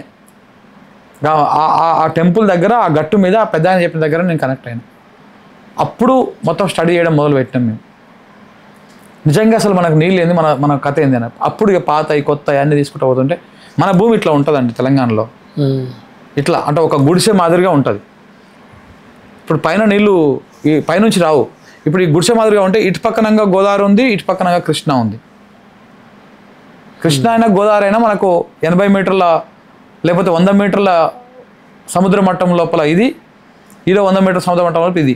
మన హైదరాబాద్ 400, 500, 600, 700 ఉంటుంది సముద్ర మట్టానికి. అంటే దాదాపు 800 మీటర్లు ఎత్తుకొచ్చుకోవాలి మనం, 400-500 మీటర్లు ఎత్తుకొచ్చుకోవాలి. మనకు నీళ్లు మనం పైన ఉన్నాం, నీళ్లు కిందంగా ఉన్నాయి. మనకు లిఫ్ట్ ఇరిగేషనే ఆప్షన్, ఇంకొకటి లేదు. తెలంగాణకు నీళ్లు రావాలంటే లిఫ్ట్ ఇరిగేషనే. ఇటు కృష్ణా మీదైనా లిఫ్ట్ పెట్టి ఎత్తుకొచ్చుకోవాలి. లిఫ్ట్ అంటే మోటార్లు పెట్టాలి, పోపించుకోవాలి. Simple logic. మనము ఫస్ట్ ఫ్లోర్లో మనం ఉన్నాయి, మన నీళ్ళు కింద సంపులో ఉన్నాయి. పైకి పోపించుకోవాలంటే ఏం చేయాలి, మోటార్లు పెట్టుకోవాలి. సేమ్ ఇది అంతే. ఒకవేళ మనకు గ్రావిటీ ద్వారా వచ్చే వాటర్ చాలా తక్కువ, ఏడబుట్టినే ఆడొస్తాయని చెప్పేసి. సో అట్లా ఇది గ్రహించి మనము నీళ్ళ మీద చేస్తున్నాం. మన తెలంగాణ పోరాటమే నీళ్ళ మీద కదా. అసలు ఎక్కడ స్టార్ట్ అయింది పోరాటం? 1957లో రాష్ట్రాన్ని, హైదరాబాద్ స్టేట్ని ఏపీతో కలిపినప్పుడు, మన నీళ్ళని పోతున్నప్పుడు, మనకు నీళ్లు రాక మన తెలంగాణ ప్రాంతం అనేది ఇక్కడ మైనర్ ఇరిగేషన్ ఏదైతే ఈ చెరువులు కుంటల మీద ఆధారపడి ఎక్కువ పంటలు పండుతాయి. మన దగ్గర గొలుసు కట్టు చెరువులు ఇవన్నీ ఎక్కువ ఉంటాయి. సో వీటి మీద ఆధారపడి పంటలు ఎక్కువ పండుతాయి. కానీ సమైక్య పాలనలో చెరువులన్నీ నిర్వీర్యం అయిపోయినాయి, చెరువులన్నీ తంబాల లెక్క మారిపోయినాయి, చెరువులన్నీ ఆగం అయిపోయినాయి. కాబట్టి మన పంటలు, మన చెరువులలో నీళ్ళు నిలవలేదు, మన బోర్లు ఎలుగుకు రాలేదు, కరెంట్ చక్కగా లేదు. చెప్తే ఎంతమంది కరెంటు స్టోరీ, కరెంట్ ఎప్పుడు వస్తుందో ఎప్పుడు పోతుందో తెలియదు. ఈ క్రమం చేత మనకు నీళ్లు లేక మన రైతులు అప్పుల పాలయ్యి, పంటలు వేసి అప్పుల పాలయ్యి ఆత్మహత్యలు చేసుకొని తెలంగాణలో రోజు ఆత్మహత్యలు చేసుకున్నటువంటి సందర్భాలు మనం చూసినాం. అక్కడనే కదా పుట్టింది, అక్కడనే కదా నీళ్లు నిధులు నియామకాల నినాదం పుట్టింది. మన నీళ్లు మనకు రావాలి. గోదావరి పోతుంది, అందుకో పాట ఉంటుంది కదా, తలాపున పారుతుంది గోదావరి, మన చేను మన చెరక ఎడారి అని. మన తలాపు నుంచి పారుతుంది గోదావరి, కానీ మనకు నీళ్లు రావు, కిందంగా పోతున్నాయి. అవి మనం ఎత్తుకొచ్చుకోవాలంటే మనకు లిఫ్ట్లు పెట్టరు ఎవరు. సో కాబట్టి నీళ్లు మనం ఎత్తుకొచ్చుకోవాలి, లేకపోతే మన నీళ్ళని మనము కాపాడుకోవాలి. మన చెరువులని, మన కుంటలని మనం కాపాడుకోవాలి. ఆ చెరువులని కుంటలని మొత్తానికి కబ్జాలు పెట్టి కొంతమంది, లేకపోతే రకరకాలుగా ఆగం చేసి కొంతమంది ఇట్లా ఆగం చేసారు సమైక్య రాష్ట్రం. తర్వాత కొంత ఈ మిషన్ కాకతీయ అవి వచ్చేసి కొంత చేసిరు. సో కాబట్టి నీళ్లు లేకనే మన దగ్గర ఆత్మహత్యలు పెరిగినాయి. రైతుల ఆత్మహత్యలు కావడానికి కారణము నీళ్లు లేక, కరెంటు లేక, పెట్టుబడి లేక, అప్పుల పాలైపోయి. నీళ్లు ఉంటే రైతు సిరులు పండిస్తాడు. నీళ్లు, కరెంటు, ఇంత పెట్టుబడి సాయం, ఈ 3 ఉన్నాయనుకో రైతు అద్భుతాలు సృష్టిస్తాడు. ఈ 3 సక్రమంగా ఉంటే. ఇవాళ తెలంగాణ ఎందుకు మరి 1,40,00,000 మెట్రిక్ టన్నులు ఒక సీజన్కి పండిస్తున్నది? తెలంగాణ రాష్ట్రంలో 2014లో మనం వచ్చినప్పుడు 25 లక్షల మెట్రిక్ టన్నులే కేవలం. సమైక్య రాష్ట్రం నుంచి సపరేట్ రాష్ట్రం అయినప్పుడు మన దగ్గర వరి దిగుబడి కేవలం 25 లక్షల మెట్రిక్ టన్నులే. ఇవాళ ఎంత ఉంది? 1,40,00,000 మెట్రిక్ టన్నులు. మరి ఎట్లా పెరిగిందంతా? సో కాబట్టి నీళ్లు అనేది తెలంగాణ జీవనాడి. మనకు ఏదైనా సరే, ఏ జీవి బతకాలన్నా, ఏది బతకాలన్నా నీళ్ళు ఉంటేనే బతుకుతుంది. ఆ నీళ్ళ కోసమే పోరాటం.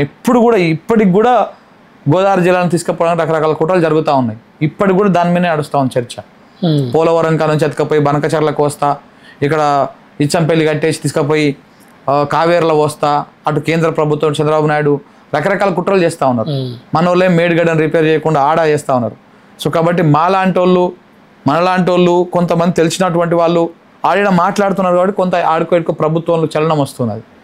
నీళ్ళు అనేది చాలా పెద్ద సబ్జెక్ట్. అందుకని మేము కూడా మీ ఛానల్ తరఫు నుంచి కూడా చెప్తా ఉన్నాము. మేము కూడా నీళ్ళ సోయి అని ఒక కార్యక్రమం తీసుకుంటున్నాం మా న్యూస్ లైన్లో. నీళ్ళ సోయి అంటే అసలు ఏంటిది, తెలంగాణ ప్రాంతంలో మనకు నీళ్ళ వనరులు ఏమేమి ఉన్నాయి, ఎక్కడున్నాయి, ఏమైంది, మనం ఎట్లా అన్యాయమైనము, ఇప్పుడు ఏ రకంగా మనం నీళ్ళని వాడుకోవాలి, జరుగుతున్న దుష్ప్రచారాలు ఏంది, ఇవన్నీ చెప్తాందుకు వరుస కథనాల కోసం ఆ రకంగా చేస్తేందుకు నీళ్ళ సోయి అని ఒక ప్రోగ్రామ్ తీసుకుంటున్నాం. నేను ఎక్స్పర్ట్నే కాదు అందులో, కానీ తెలిసిన విషయాన్ని 10 మందికి తెలియజేసేటువంటి విధంగా వాళ్ళకి అర్థమయ్యే రీతిలో చెప్పాలని నా ఉద్దేశం. నేను అందులో చదవలేదు, లేకపోతే అందులో నేను పెద్ద ఇంజనీర్ ఏం కాదు. కాకపోతే ఏంటంటే విషయాన్ని తెలిసినటువంటి వాళ్ళతో మాట్లాడించడం, నాకు తెలిసిన విషయాలను ఇంకా 10 మందికి తెలియజేయడం, ఆ కార్యక్రమాన్ని మేము చేస్తూ ఉన్నాం. తెలంగాణకు నీళ్లు ఉన్నాయనుకో ఏ సమస్య ఉండదు. మన పోరాటం అంతా దానికోసమే. నిధులు నియామకాలు అంటారా, ఇవాళ తెలంగాణ రాష్ట్రం ఏర్పడ్డాక పక్క రాష్ట్రానికి ఉద్యోగం ఇస్తాడు ఒప్పుకుంటారా ఎవరన్నా? మనలోకి సోయి వచ్చింది, అది వచ్చేసింది. నియామకాలు అంటావా, నిధులు మన పైసలు వేరే వాళ్ళకు మళ్ళీ ఇస్తాడు ఊకుంటామా? ఊకోం. ఈ రెండింటి మీద ఎంతో కొంత సోయి వచ్చింది, కానీ నీళ్ళ మీదనే మనకి ఇంకా రాలే. ఇప్పుడు నేను చెప్తుంటే కూడా మీకు ఎంత అర్థమవుతుందో అంత అర్థమవుతుందో నాకు తెలియదు. బట్ కానీ ఇది కొంత గొట్టు సబ్జెక్ట్. చిన్నగా విడమరి చెప్పుకుంటూ రావాలి, చందమామ కథలు చెప్పినట్టు చెప్పుకుంటూ రావాలి. ఎండమూరి వీరేంద్రనాథ్ నవలలు ఉంటాయి కదా, ఒక పిక్చరైజేషన్ వస్తుంది మన బొమ్మ అది చదువుతుంటే. సో అట్లా ఒక కథ చెప్పినట్టు చెప్పుకుంటూ రావాలి. అసలు కృష్ణా నది ఏంది, గోదావరి నది ఏంది, దాని పిల్ల కాలువ ఏంది, దాని ఉపనది ఏంది, మన ఏడ కలుస్తుంది, ఏడబోతుంది, ఏడంగి ప్రాజెక్టులు ఉన్నాయి, ఎట్టెట్ట జరిగింది, ఇవన్నీ మెల్లగా చెప్పుకుంటూ వస్తే అప్పుడు జనాలకు అర్థమవుతారు. ఒకప్పుడు భావవ్యాప్తి కోసము పాంప్లెట్లు వంచేవాళ్ళు, పాంప్లెట్లు పట్టుకొని తిరిగేటోళ్ళు, ఇంకో గిట్లా అని చెప్పేసి. ఇప్పుడు అంత అవసరం లేదు కదా, ఇట్లా కూర్చొని మాట్లాడవచ్చు, వీడియో చేయొచ్చు, ఇట్లా ఆ రకమైనటువంటి ప్రయత్నం చేస్తున్నాం. అందుకే కొంత నాకు దాని మీద ఎక్కువ ఇంట్రెస్ట్ ఉంది. ఎందుకంటే మనం అందరం ఆ వ్యవసాయ కుటుంబం నుంచి వచ్చాం కాబట్టి ఆ నీళ్ళ మీద కొంత అవగాహన ఉంటుంది. ఆ ఇంకా పెంచుకొని ఇంకా చెప్పాలనేటువంటి ప్రయత్నం, ఆ తాపత్రయపడుతున్నాం మేము. ఓకే, అంటే ఇప్పుడు మీరు మాట్లాడిన దాన్ని బట్టి నాకు ఇంకొకటి క్వశ్చన్ ఏమొచ్చిందంటే, ఇలాగా అంటే మీరు వాటర్ ఈజ్ వన్ సబ్జెక్ట్, అలాగే డిఫరెంట్ సబ్జెక్ట్స్ ఉంటాయి, డిఫరెంట్ థింగ్స్ ఉంటాయి. ఒక న్యూస్ రిపోర్టర్గా ఓకే వాటన్నిటి గురించి విశ్లేషించి చెప్పాలి అంటే ముందు అది మీకు చాలా డెప్త్గా అర్థం అవ్వాలి. అండ్ అది ఒక న్యూస్ లైన్ చూస్తేనో, ఒక పేపర్ చూస్తేనో, ఒక పారాగ్రాఫ్ చూస్తేనో రాదు.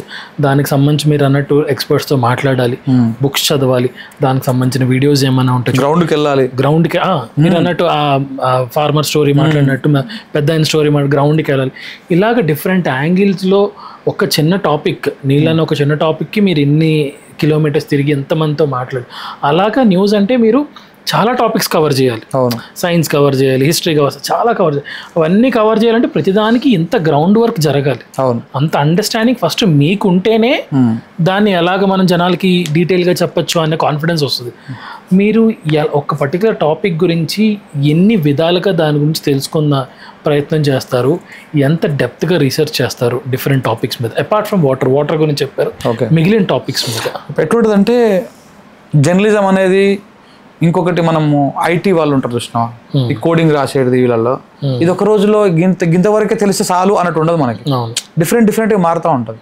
ఇప్పుడు ఆ కోడింగ్ రాసే వాళ్ళు కూడా ఇంకా రేపు ఇంకో కొత్త రకంగా వస్తుంది, ఇంకో కొత్త రకంగా ఇంకోది చేస్తూ ఉంటారు. లెర్నింగ్ ఇది నేర్చుకుంటూ పోవడమే. ప్రతి జర్నలిస్టు ప్రతిరోజు తెలుసుకుంటాడు, నేర్చుకుంటాడు. ప్రతి విషయం ఇలా కొత్త విషయాన్ని మన దృష్టికి వస్తుంది. ఇప్పుడు ఇలా మీరు నాతో మీరు మాట్లాడుతూ ఉంటే నా నుంచి కొన్ని విషయాలు మీరు తెలుసుకుంటారు, మీ నుంచి కొన్ని విషయాలు నేను తెలుసుకుంటున్నా. నీ ఇంటెన్షన్ ఏంటి, నా ఇంటెన్షన్ ఏంటి అర్థమవుతుంటుంది మనకు. సో అట్లనే ప్రతి జర్నలిస్టు లైఫ్లో ప్రతిరోజు ఒక సబ్జెక్ట్ తెలుసుకుంటాడు. ప్రతిరోజు పేపర్లో కానీ లేకపోతే టీవీలో కానీ చూడడం కానీ, వ్యక్తుల పరిచయాల వల్ల కానీ కొత్త సబ్జెక్ట్ తెలుసుకుంటూ ఉంటాడు. మనం ఇవాళ సపోజ్ మాకు తెలంగాణ పత్రిక ఉంది. తెలంగాణ పత్రికలో మేము మార్నింగ్ కూర్చొని ఒక 4 కూర్చొని, ముఖ్యులం ఎవరైతున్నామో కోర్ టీం ఎవరైతుంటారో వాళ్ళని కూర్చొని ఇవాళ ఈ పాయింట్ మీద ఇవాళ మనం మెయిన్ స్టోరీ తీసుకుందామని అనుకుంటాం. సో అలా ఒక టాపిక్ని మనము, అంటే మీరు చెప్పిన దాని ప్రకారము ఒక విషయం మీద ఎంత డెప్త్గా స్టడీ చేస్తారు, ఎంత డెప్త్గా సెర్చ్ చేస్తారు, రీసెర్చ్ చేస్తారు అని అడిగి, ఏదైనా సరే ప్రతిరోజు ఒక జర్నలిస్ట్కి ప్రతిరోజు ఒక కొత్త విషయాలు తెలుస్తూ ఉంటాయి. అట్లనే మేము మా పేపర్ విషయంలోనే, మేము తెలంగాణ పేపర్ ఉంది మా పేపర్ విషయంలోనే మేము ఏ టాపిక్ తీసుకోవాలనుకున్నప్పుడు మార్నింగ్ ఒక 1.5 అవర్ దాని మీద చర్చ నడుస్తుంది. ఓకే, మేము డిస్కస్ చేస్తాం. అంటే ఇప్పుడు 4 కూర్చున్నప్పుడు అందరు నా లెక్కనే ఆలోచించారు కదా. ఇప్పుడు వెంకట ఒక తిరిగి ఆలోచిస్తాడు, ఇంకొకరు ఇంకో ఇట్లా డిఫరెంట్గా ఆలోచిస్తారు. సో నేను ఒక టాపిక్ ఇది తీసుకుందాము అని అనుకున్నప్పుడు ఇలా తీసుకుంటే బాగుంటుంది, లేకపోతే ఈ విషయాలు ఇలా ఉన్నాయి, లేకపోతే ఈ నుంచి పబ్లిక్ నుంచి ఈ రియాక్షన్స్ తీసుకొద్దాము, లేకపోతే ఇట్లా తీసుకొద్దాము, ఇట్లా డిస్కషన్ నడుస్తుంది ప్రతి దగ్గర. ఈ మన ఛానల్ అనే కాదు, ఏ ఛానల్, ఏ పెద్ద సాటిలైట్ ఛానల్ అయినా, పెద్ద పేపర్ అయినా కానీ మార్నింగ్ ఐటమ్ అదే మెయిన్ స్టోరీ ఏం తీసుకోవాలి అనుకున్నప్పుడు ఇట్లాంటిది ప్రతి టాపిక్ మీద కూడా జరుగుతుంది. ఏదైనా సరే ఒక రిపోర్టర్ ఒక లైవ్ చేస్తున్నది, ఒక గ్రౌండ్కి వెళ్తున్నట్టే ఏం తెలుసుకోకుండా నిల్గా పోరు అక్కడికి. అవును, ముందు అసలు ఏంటి దాని కథ ఏంటి చూస్తారు, లేకపోతే తెలియకపోతే ఆ తెలిసిన వాళ్ళతోనే ఫోన్లో మాట్లాడతారు, కొన్ని విషయాలు తెలుసుకుంటారు. గ్రౌండ్లోకి వెళ్ళిన తర్వాత వెంటనే పోగానే అసలు విషయం తెలుసుకొని స్టార్ట్ చేస్తారు. ఇట్లా ఉంటుంది అనమాట. సో కాబట్టి మేము కూడా ఏ సబ్జెక్ట్ తీసుకున్నా కానీ డెప్త్గా మనకు దానికి కావాల్సినటువంటి అన్ని రకాల విషయాలను మనం సేకరించుకొని చేసుకున్న తర్వాత దాన్ని మూవ్ అవుతాము. ప్లస్ అది కూడా ఏమంటారు, ఇది నీళ్ళకనే సబ్జెక్ట్ వచ్చేసరికి కొంత గొట్టు అనమాట. మనకు 10th క్లాస్లో కానీ మిగతా స్కూల్ డేస్లో కానీ మనకు ఒక సబ్జెక్ట్ గొట్టు ఉంటుంది మనకు, కెమిస్ట్రీ. ఆ సీలు లేకపోతే అవేవో అంత రకరకాలుగా మనకు కొంత ఇబ్బంది పెడతా ఉంటాయి. ఆ కెమిస్ట్రీ లాంగ్వేజ్ మనకు అర్థం కాదు.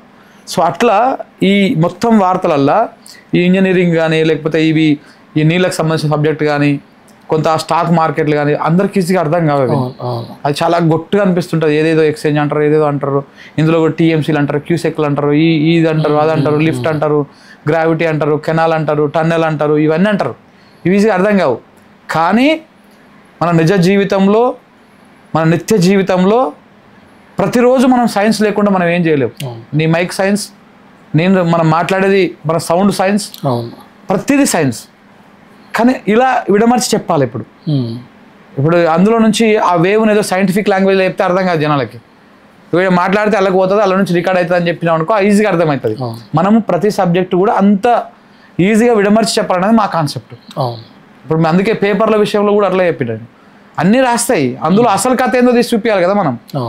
అందుకే ఇలా మీరు నన్ను పిలిచిర్రు, నేను మాట్లాడగలుగుతున్నాను. సో రెగ్యులర్గా వచ్చే ఫార్మాట్లోనే వచ్చేస్తే నీ ఐడెంటిటీ ఏముంటుంది. అందులో కూడా అబద్ధాలు చెప్పొద్దు, మ్యానిపులేట్ చేయొద్దు అనేది నా థీమ్ ఫస్ట్ నుంచి కూడా. మోస్ట్లీ మీరు అన్ని వెతకండి, మేము ఎక్కడ కూడా పెద్దగా ఈ అబద్ధము అనేటువంటి చెప్పాం. సరే కొన్ని సందర్భాల్లో టంగ్ స్లిప్లు అవుతూ ఉంటాయి, కొన్ని సందర్భాల్లో కొన్ని మిస్టేక్స్ మాట్లాడుతూ ఉంటాం. మనం ఇప్పుడు ఒక గంట సేపు మనం మాట్లాడుతున్నాం అంటే ఎక్కడో ఒక దగ్గర చిన్న పొరపాట్లు అవుతుంటాయి, మన మాట తడబడుతూ ఉంటుంది. కొన్నిసార్లు ఏదో ఓవర్లాప్ అవుతూ ఉంటాం. కానీ అంత మాత్రాన అబద్ధమే చెప్పుకుంటా పోతున్నారు అనేటువంటిది మాత్రం ఉండదు. సో కొన్ని విషయాల్లో మాత్రం కొంత పొలైట్ తెలియని సబ్జెక్ట్ మాత్రం స్కిప్ చేసేస్తాను నేను నిర్మోహమాటంగా. మా వాళ్ళకి కానీ నాకు కానీ ఈ సబ్జెక్ట్ మనకి ఇబ్బంది అవుతుంది, అది స్కిప్ చేద్దాం, దాని గురించి తెలుసుకున్నాకనే రాదాం, పూర్తిగా అవగాహన వచ్చిన తర్వాత రాదాం. ఇట్లాంటి విషయాలు కూడా ఉంటాయి. నేను కూడా మా వాళ్ళు ఎక్కడికి పోయినప్పుడు కూడా మొత్తం నేను కూడా తెలుసుకుంటా, ఏమన్నా ఇంకో కొత్త విషయాలు ఉన్నాయంటే నాతో పాటు పనిచేసేటువంటి వాళ్ళకి చెప్తా ఉంటారు. మన నోటీస్కి రానివి ఇవాళ నోటీస్కి వస్తాయి. ఎందుకంటే అందరి చేతులలో ఫోన్లు ఉన్నాయి. ఇది చేస్తే బాగుంటుంది, ఆ విషయాన్ని మనం ఎక్స్పోజ్ చేస్తే బాగుంటుంది. ఎక్కడో ఏదో స్టేట్లో జరిగింది, మన స్టేట్లో కూడా ఇదిగో ఇట్లాంటి సిమిలర్ ఒకటి ఉన్నది, ఇట్లాంటి ఇష్యూస్ టేకప్ చేస్తే బాగుంటుంది అని చెప్పేసి. సో ఇట్లా ఈ ఇన్వెస్టిగేషను లేకపోతే దాన్ని సెర్చ్ లేకుండా ఏది ఉట్టే వేగ్గా పోము, అట్లా పోయినది కూడా నిలబడదు. కాపీ పేస్ట్ చేసినాం అనుకోండి, నీకు ఎన్నడో ఒక రోజు తేలిపోతుంది, అది బోర్ వచ్చేస్తుంది, మొరాటన్ వచ్చేస్తుంది. సార్ ఇప్పుడు అంటే ఒక న్యూస్ ఛానల్ పెట్టాలి అంటే దానిలో ఎన్ని డిపార్ట్మెంట్స్ ఉంటాయి అంటే న్యూస్ రిపోర్టర్స్ బయటికి నుంచి చూస్తారు అంతే తప్ప బిహైండ్ ద సీన్స్ జరిగే అక్కడ డిఫరెంట్ కోఆర్డినేషన్స్ అవన్నీ ఎవరికి అంత పనిచేసే వాళ్ళకి తప్ప బయట జనరల్ ప్రజలు తెలియదు. సో ఎవరైనా ఒక కామన్ మ్యాన్కి అసలు బిహైండ్ ద సీన్స్ జరిగేవన్నీ తెలుసుకోవాలి అంటే అసలు ఒక మెయిన్ థింగ్స్ ఏమైనా చెప్పగలరా, బిహైండ్ ద సీన్స్ ఏమేమి జరుగుతాయని? నేను చెప్పినా కదండి, ప్రతి ఛానల్కి ఒక రూలు ఒక లైన్ ఉంటుంది వాళ్ళకి. ఇప్పుడు బయటకి ఫీల్డ్కి వెళ్ళే రిపోర్టరు ఆ లైన్లోనే వాళ్ళు వార్తలు సేకరిస్తారు. మోస్ట్లీ వాళ్ళు తీసుకొస్తారు మొత్తం ఒక సంచి పెట్టేసుకొని ఆ సంచి మొత్తం నింపేసుకొని వస్తారు. లైక్ సంచి మీన్స్ అంటే చిప్పు, కెమెరా పట్టుకొని పోతే చిప్పు నింపుకొని వస్తారు. వాళ్ళు ఒక అర్ధ గంటనో లేకపోతే 5 నిమిషాలు 10 నిమిషాలు తీసుకొస్తారు దాన్ని. దాంట్లో మన పాయింట్ ఏంది, మనం తీసుకుని దాన్ని ఫిల్టర్ చేస్తాం. చాలా డిపార్ట్మెంట్స్ ఉంటాయి అన్ని. సో డెస్క్లో ఉంటారు, ఎడిటింగ్ ఉంటుంది, మళ్ళీ దాని కింద ఇన్పుట్ ఉంటుంది, ఇవన్నీ ఉంటుంది. అంటే ఇది మీరు అడుగుతుంటే నాకు ఇది కొత్తగా అనిపిస్తుంది. అంటే ఐ మీన్ ఇది చాలా చిన్న థింగ్ కదా, ఇది ఎందుకు అడుగుతున్నాడు అనిపిస్తుంది నాకు. ఎందుకంటే మేము అవన్నీ చూసినాం కాబట్టి. జనాలకి ఎట్లా అర్థమైందంటే ఇన్పుట్ టీము అవుట్పుట్ టీమ్ అని ఉంటుంది ఛానళ్ళల్లో. ఏ మీడియా ఛానల్ అయినా ఇన్పుట్ టీమ్ అని ఉంటుంది, అవుట్పుట్ టీమ్ అని ఉంటుంది. ఇన్పుట్ టీమ్ ఏం చేస్తుంది అంటే బయటికి వెళ్ళే రిపోర్టర్లు ఉంటారు చూసినావా, బయటికి వెళ్ళే రిపోర్టర్లు, కెమెరామెన్లు, వీళ్ళందరూ ఇన్పుట్ టీమ్. ఇన్పుట్ ఏం చేస్తుంది, బయటికి వెళ్ళి అన్ని తీసుకొస్తుంది ఆఫీస్కి. పంపించడం తీసుకురావడం అన్ని ఈ తెచ్చినటువంటి ఫీడ్నో లేకపోతే ఆ విషయాన్నో ఫిల్టర్ చేసి అవుట్పుట్ ఇచ్చేది అవుట్పుట్ టీం. సో అవుట్పుట్ టీంలో డెస్క్ ఉంటుంది, ఎడిటర్స్ ఉంటారు. అంటే వాట్ ఈస్ అవుట్, స్క్రీన్ మీద ఏం కనపడుతుంది అనేది డిసైడ్ చేసే ఫ్యాక్టర్ మొత్తం అక్కడ ఉంటారు అనమాట. రకరకాల గ్రాఫిక్స్ సెక్షన్ ఉంటుంది, ఎడిటింగ్ సెక్షన్ ఉంటుంది, దాన్ని స్క్రిప్ట్ రాసేటువంటి వాళ్ళు డెస్క్ ఉంటుంది, సెంట్రల్ డెస్క్ ఉంటుంది, ప్రోగ్రామింగ్ ఉంటుంది, ఆ ప్రోగ్రామింగ్ లీడ్ చేసే హెడ్ ఉంటాడు, డెస్క్ లీడ్ చేసి ఉంటాడు, వీళ్ళందరినీ మానిటర్ చేసే అవుట్పుట్ ఎడిటర్ ఉంటాడు, అవుట్పుట్ ఎడిటర్ మీద CEO ఉంటాడు, లేకపోతే CEO కూడా చీఫ్ ఎడిటర్ ఉంటాడు. ఇట్లాంటి వాళ్ళందరూ కూడా ఉంటారు అనమాట. ఇదొక ఫిల్టర్ సెక్షన్ తప్పకుండా ఉంటుంది, ప్రతి ఛానల్లో ఉంటుంది. అంటే ఇప్పుడు ఇవాళ రేపు యూట్యూబ్ ఛానల్లో ఒకరిద్దరితో నడిపిస్తున్నారు కాబట్టి అంత లేదు. బట్ ఒక 20 మందో 30 మందో ఎంప్లాయీస్ ఉన్నారంటే తప్పకుండా ఆ సెక్షన్లు ఉంటాయి.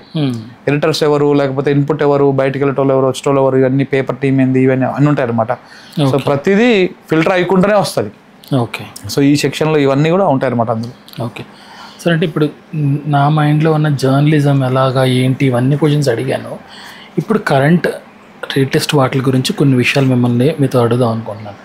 అంటే ఇప్పుడు కేసీఆర్ అంటే ఆ రెండు అపోనెంట్ గవర్నమెంట్ ఒకటి ఉంటుంది, మనం పరిపాలించే గవర్నమెంట్ ఒకటి ఉంటుంది. ఇప్పుడు కవిత గారి మీద ఏంటంటే చిన్న న్యూస్ వస్తుంది, వాళ్ళని ఎవరో ఇంపాక్ట్ చేస్తున్నారు, వేరే స్టేట్ వాళ్ళు సెంటర్ వాళ్ళు ఇంపాక్ట్ చేస్తున్నారు, వాళ్ళని KTR నుంచి కొంచెం సపరేట్ చేయడానికి చూస్తున్నారు అనేది, అది ఎంతవరకు నిజమో, అసలు బిహైండ్ ద సీన్స్ ఏం జరుగుతుంది? అంటే ఇప్పుడు బీఆర్ఎస్ పార్టీలో ఒక చీలిక కనపడతా ఉంది, కవిత గారి ఇష్యూ తోటి కనపడతా ఉంది. ఆమె మన 22 తారీఖు నాడు ఆమె రాష్ట్రం లేఖ ఒకటి బయటకు వచ్చింది. ఆ బయటకు వచ్చిన కాడ నుంచి బాగా స్పెక్యులేషన్స్ పెరిగిపోయినాయి. దానికి ఆమె క్లారిటీ కూడా ఇచ్చింది, నేనే రాష్ట్రం లేఖ అని చెప్పింది. ఇవన్నీ అయిపోయినాయి. ఇవన్నీ అవుతుంటే అయితే సరే, వాళ్ళ పార్టీ బీఆర్ఎస్ పార్టీలో ఏం లుకలుకలు ఉన్నాయి, ఏమవుతున్నాయి, ఏంటి, ఫైనల్గా ఏమవుతుంది, కవిత గారు అందులో ఉంటారా, వెళ్ళిపోతారా, ఇదంతా వాళ్ళ పార్టీ ఇంటర్నల్ విషయాలు. నేను దాని గురించి పెద్దగా మాట్లాడను. కానీ తెలంగాణ పర్సెప్షన్లో ఒక మాట చెప్తా. మనం ఇప్పుడు 1 minute గ్యాప్ తీసుకుంటే 1 minute ఒక అతను ఫోన్ చేసినప్పుడు ఒక మాట అన్నాడు, తెలంగాణలో ఇంకొక పార్టీ ఉండాలి. తెలంగాణ సోయి, తెలంగాణనే పరమావధిగా, తెలంగాణనే మా పార్టీ తెలంగాణ కోసం ఉన్నది అనేటువంటి పార్టీ ఇంకోటి ఉండాలి, తప్పులేదు. ఓకే. తెలంగాణలో ఎట్లా ఉండాలి? ఇప్పుడు DMK AIDMK లెక్క తమిళనాడులో ఆడ అంతే. అయితే DMK లేకపోతే AIDMK రెండే, నో జాతీయ పార్టీలు ఉన్నా కానీ తోక పార్టీలే మెయిన్ పార్టీలు ఇవి. ఆ మెయిన్ పార్టీలకు తోక పార్టీలో ఒకదానికి BJP, ఇంకోదానికి కాంగ్రెస్. సో అట్లనే ఇక్కడ ప్రాంతీయ పార్టీలే, ఈవెన్ TDPకి అక్కడ పోయినా కానీ, ఏపీకి పోయినా కానీ ఆడ ప్రాంతీయ పార్టీలే ఉన్నాయి బలంగా. TDP ఉంది, ఇప్పుడు జనసేన ఉంది, వైసీపీ ఉంది. So AP safe. ఏపీ మీద ఈ జాతీయ పార్టీల కన్నా అంత ఈజీగా పడదు. ఎందుకంటే బలంగా 3 బలమైన ప్రాంతీయ పార్టీలు ఉన్నాయి. చంద్రబాబు నాయుడు ఉన్నాడు, పవన్ కళ్యాణ్ ఉన్నాడు, జగన్ ఉన్నాడు. ఈ 3 కొట్టుకోవాలి, ఈ 3 బలంగా ఉండాలి. ఉంటేనే అక్కడ ఏపీ ప్రయోజనాలు కాపాడతారు, ఏపీకి కావాల్సినటువంటివి తెచ్చుకోగలుగుతారు. ఇలా చంద్రబాబు నాయుడు ఎట్లా తెచ్చుకుంటున్నాడు? ఎందుకంటే కేంద్రంలో కీలకంగా ఉన్నాడు కాబట్టి అమరావతికి ఫండ్ తెచ్చుకుంటున్నాడు, కావాల్సిన నిధులు నిలిపించుకుంటున్నాడు, ఎన్ని పనులు కావాలని పనులు చేయించుకుంటున్నాడు. సో అట్లనే తెలంగాణలో కూడా ఒక బలమైనటువంటి ఇంకొక ప్రాంతీయ పార్టీ ఉండాలి. ఇలా కాంగ్రెస్ పార్టీ అధికారంలో ఉంది, BJP పార్టీ కూడా ఒక 8 మంది ఎంపీలు ఉన్నారు. ఇద్దరు, ఇక్కడ కాంగ్రెస్ పార్టీకి 8 మంది ఉన్నారు, BJP పార్టీకి 8 మంది ఉన్నారు. కానీ తెలంగాణ ప్రయోజనాల కోసం ఈ 16 మంది మాట్లాడతలేరు. అదే తెలంగాణ సోయి ఉన్నటువంటి పార్టీ, నేను బీఆర్ఎస్ ఒకటే అంటలేను, ఇంకొక పార్టీ కావాలంటారు. నేను తెలంగాణ సోయినటువంటి పార్టీ ఇంకొక పార్టీ తెలంగాణలో ఉంటే తప్పకుండా మాట్లాడతారు, పోటీ పడతారు మాట్లాడడానికి, సెంటర్తో కొట్లాడడానికి పోటీ పడతారు. ఇలా ఏపీకి 19,000 కోట్లు ఏమో ప్రకటించింది కదా చంద్రబాబు, మన మోడీ గారు. అవి ఇవ్వకుండా 1 సంవత్సరం పాటు నాంచవను ఏం చేస్తారు? పవన్ కళ్యాణ్, చంద్రబాబు నాయుడు కలిసి నువ్వు ఇస్తావా, నీ గవర్నమెంట్ నుంచి బయటికి రావాలా అంటారు. సచ్చినట్టు ఇవ్వాలి మోడీ. ఎందుకంటే వాళ్ళ ఇంట్రెస్ట్ ఏపీ కాబట్టి, ఇంట్రెస్ట్ అమరావతి కట్టుకోవడం కాబట్టి అక్కడ ఏం కనపడుతుంది? రాష్ట్ర ప్రయోజనాలు కనపడుతున్నాయి. అదే చంద్రబాబు నాయుడు ప్లేస్లో, అదే పవన్ కళ్యాణ్ ప్లేస్లో BJP పార్టీ ఉందనుకో, లేదా BJP పార్టీలోనే వీళ్ళిద్దరు ఉన్నారనుకో, అడగలుగుతారా? మోడీ అంటే కూర్చోవాలి, లేమంటే లేవాలి. అప్పుడు ఏపీ ఎట్ట పోతేంది, రాజధాని ఎట్ట పోతేంది, వాళ్ళు ఏమై గంగలు కలిస్తే పోతే వాళ్ళకేంది? సో జాతీయ పార్టీలకు స్టేట్ ఇంట్రెస్ట్ ఉండదు, బరాబర్ ఉండదు. మనం రాష్ట్రాన్ని ప్రేమించేటోళ్ళం, రాష్ట్రాన్ని అధిచేసేటోళ్ళం, తప్పకుండా స్టేట్లో ఇంకొక ప్రాంతీయ పార్టీ ఉండాలి. ఏపీలో ఎలాగైతే 3 పార్టీలు ఉన్నాయి, తెలంగాణలో కూడా ఇంకొక పార్టీ ఉండాలి. అది ఎవరు పెడతారా, ఎందుకు పెడతారా ఏందని మనం దాని గురించి మాట్లాడడం అప్రస్తుతం. కానీ తప్పకుండా ఉండాలి. ఎందుకంటే గతంలో అనుకున్నాం ఎవరన్నా బీఆర్ఎస్ డిఫర్ అయినటువంటి వాళ్ళు ఇంకెవరో పార్టీలు పెడతారేమో, తెలంగాణ సోయితో ఇంకొక పార్టీ ఉంటుందేమో కానీ అందరూ పోయి ఆయా జాతీయ పార్టీలలో ఆయా పార్టీలకు తోక పార్టీ లెక్క మారిపోయారు తప్ప ఎవరు కూడా అంత బలంగా ఇంకొక పార్టీ పెట్టలేదు. మరి ఇప్పుడు ఫ్యూచర్లో ఏమైతే తెలియదు కానీ తెలంగాణ అనేటువంటి సోయి తెలంగాణ దాని మీద ఉండాలనుకుంటే ఇంకొక పార్టీ తెలంగాణకు అవసరం కూడా. తెలంగాణలో అది అయితేనే కూడా ఇంకా ఈ తెలంగాణ ప్రయోజనాల మీద మాట్లాడవచ్చు. ఇప్పుడు బీఆర్ఎస్ పార్టీలో నడుస్తున్న లుకలుకలు ఇవన్నీ కూడా మేబీ అంటే అది తారస్థాయికి వెళ్ళిపోయింది. ఇప్పుడు కవిత గారు కూడా ఆమె ఏమంటారు టగ్ ఆఫ్ వార్ లెక్క ఉన్నారు. అంటే బీఆర్ఎస్ నుంచే అధికారికంగా ఇంకా గట్టిగా ఎవరు బలంగా స్వరం వినిపిస్తలేరు. కానీ ఏమో మాత్రం చిట్చాట్లు చేస్తున్నది, మీడియాతో మాట్లాడుతున్నది, లీకులు ఇస్తూ ఉన్నది. ఆమె గురించి ప్రధాన పత్రికలు అన్నీ కూడా రాస్తూ ఉన్నాయి. అది ఎక్కడికి ఎండ్ కార్డు పడుతుంది, ఏమవుతుంది అనేది అర్థమవుతలేదు. కానీ ఆమె స్వరము అవన్నీ చూస్తుంటే మాత్రం కొంత పార్టీ మీద తిరుగుబాటు జెండా ఎగరేసినట్టే కనపడుతున్నది. మరి ఆమె బయటికి వెళ్ళి వస్తుందా, లేకపోతే ఆమె కూడా పోయి ఆమె ఒక పార్టీ పెడుతుందా, లేకపోతే ఇంకో జాతీయ పార్టీతో జత కడుతుందా, జాతీయ పార్టీలకే పోతుందా, లేకపోతే ఇందులోనే సైలెంట్ అయ్యి ఇందులోనే ఉంటుందా, మరి ఏ రకంగా ఉండబోతుందని మరి చూడాలి. ఆమె మాట్లాడిన విధానం ఇవన్నీ చూస్తే మాత్రం మరి పార్టీలో ఆమె కొనసాగుతుందని మాత్రం కొంత డౌట్గానే ఉంది. చూడాలి ఏం జరుగుతుంది అనేది. ఓకే. అండ్ సార్ ఇప్పుడు మీకు అంటే మీ లైఫ్లో ఇప్పుడు మీరు చాలామందిని కలిసి ఉంటారు, పెద్ద పెద్దవాళ్ళు కానీ చిన్న వాళ్ళు కానీ. వీళ్ళందరిలో మీకు బాగా ఇన్స్పిరేషన్ ఇచ్చేవాళ్ళు ఎవరు మీ ఫీల్డ్ ఆఫ్ వర్క్లో? అంటే సో నా వృత్తిపరంగా నేను ఇన్స్పిరేషన్గా తీసుకున్నది ఇద్దరిని. ఒకటి ఎన్టీవీ CEO రాజశేఖర్ గారు, ఇంకొకటి V6 CEO అంకం రవి గారు. వీళ్ళిద్దరు నేను ఇన్స్పిరేషన్ తీసుకుంటా. రాజశేఖర్ గారికి అంటే ఆయన CEO ఉన్నప్పుడు నన్ను ఆయన గుర్తుపడతారో కానీ నాకు ఆయన మొదటి గురువు లెక్కనే ఫీల్ అవుతాను. నేను ఎన్టీవీలో పనిచేస్తున్నప్పుడు, స్కూలింగ్ డిపార్ట్మెంట్లో పనిచేస్తున్నప్పుడు అంటే ఆయనకు మీడియా మీద, వార్త మీద ఎంత గ్రిప్ ఉంటుంది అనేది అక్కడ కూర్చొని తెలుస్తుంది. మీరు ఏ న్యూస్ ఛానల్ అయినా గుర్తుపెట్టుకోండి, స్క్రోలింగ్ డిపార్ట్మెంట్లో కూర్చుంటే సర్వం తెలుస్తుంది. అంటే అన్ని వార్తలన్నీ ఆ నుంచే కొట్టాలి కదా.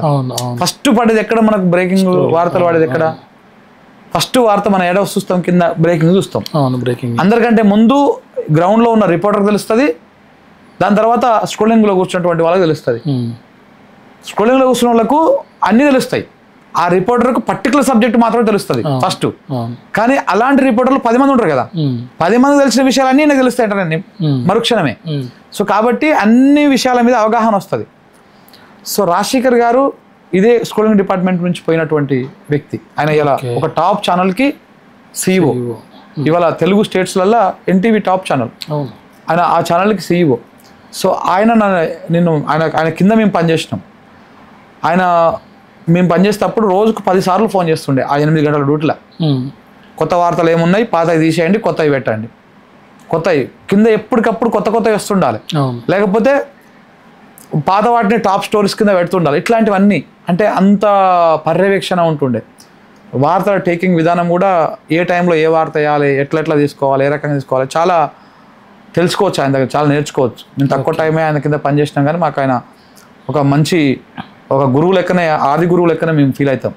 దాని తర్వాత V6లో ఉన్నప్పుడు తెలంగాణ నేటివిటీని టచ్ చేసినటువంటి వ్యక్తి, ఆ నేటివిటీని క్యాచ్ చేసుకున్నటువంటి వ్యక్తి అంకం రవి గారు, V6 CEO. 100% ఆయన మించినోడు ఎవరు లేడు తెలంగాణలో. అంటే అది క్యాచ్ చేయగలుగుతాడు. అంటే ఇప్పుడు మీడియా ఛానల్లో అంటే రవిప్రకాష్ గుర్తుంటాడు, TV9 రవిప్రకాష్ గారు అందరికి కోట్లు వేయించిండు.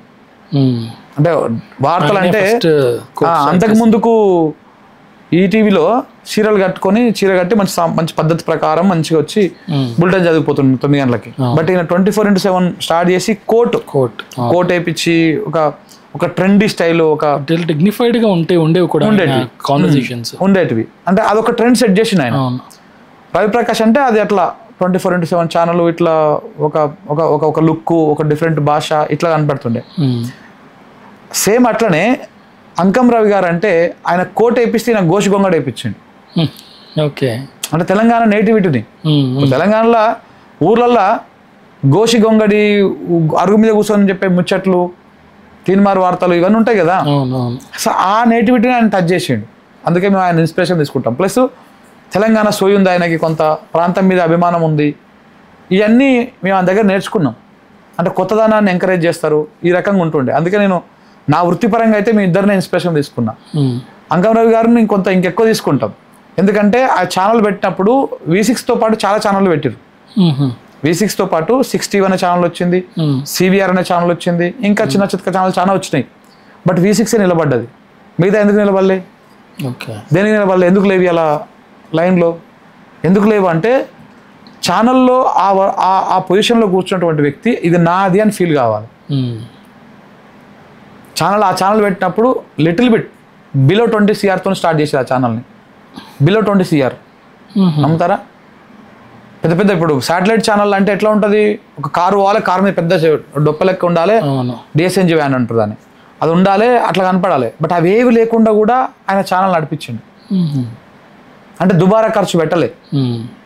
ఈ ఛానల్ నాది, మనం ఎంత ఖర్చు పెట్టాలి, ఎంత సంపాదించాలి, ఎంత ప్రజలకు చేరువ కావాలి, ఏ రకంగా రావాలి, ప్రతి దాంట్లో తెలంగాణ టచ్, తెలంగాణ నేటివిటీ, తెలంగాణ కల్చర్ని ప్రమోట్ చేయడము, ఇవన్నీ 2014 వరకే నేను చెప్పేది. V6ని 2014 వరకు ఉన్నటువంటి అంకంరావు వేరు, 2014 తర్వాత ఉన్నటువంటి అంకంరావు వేరు.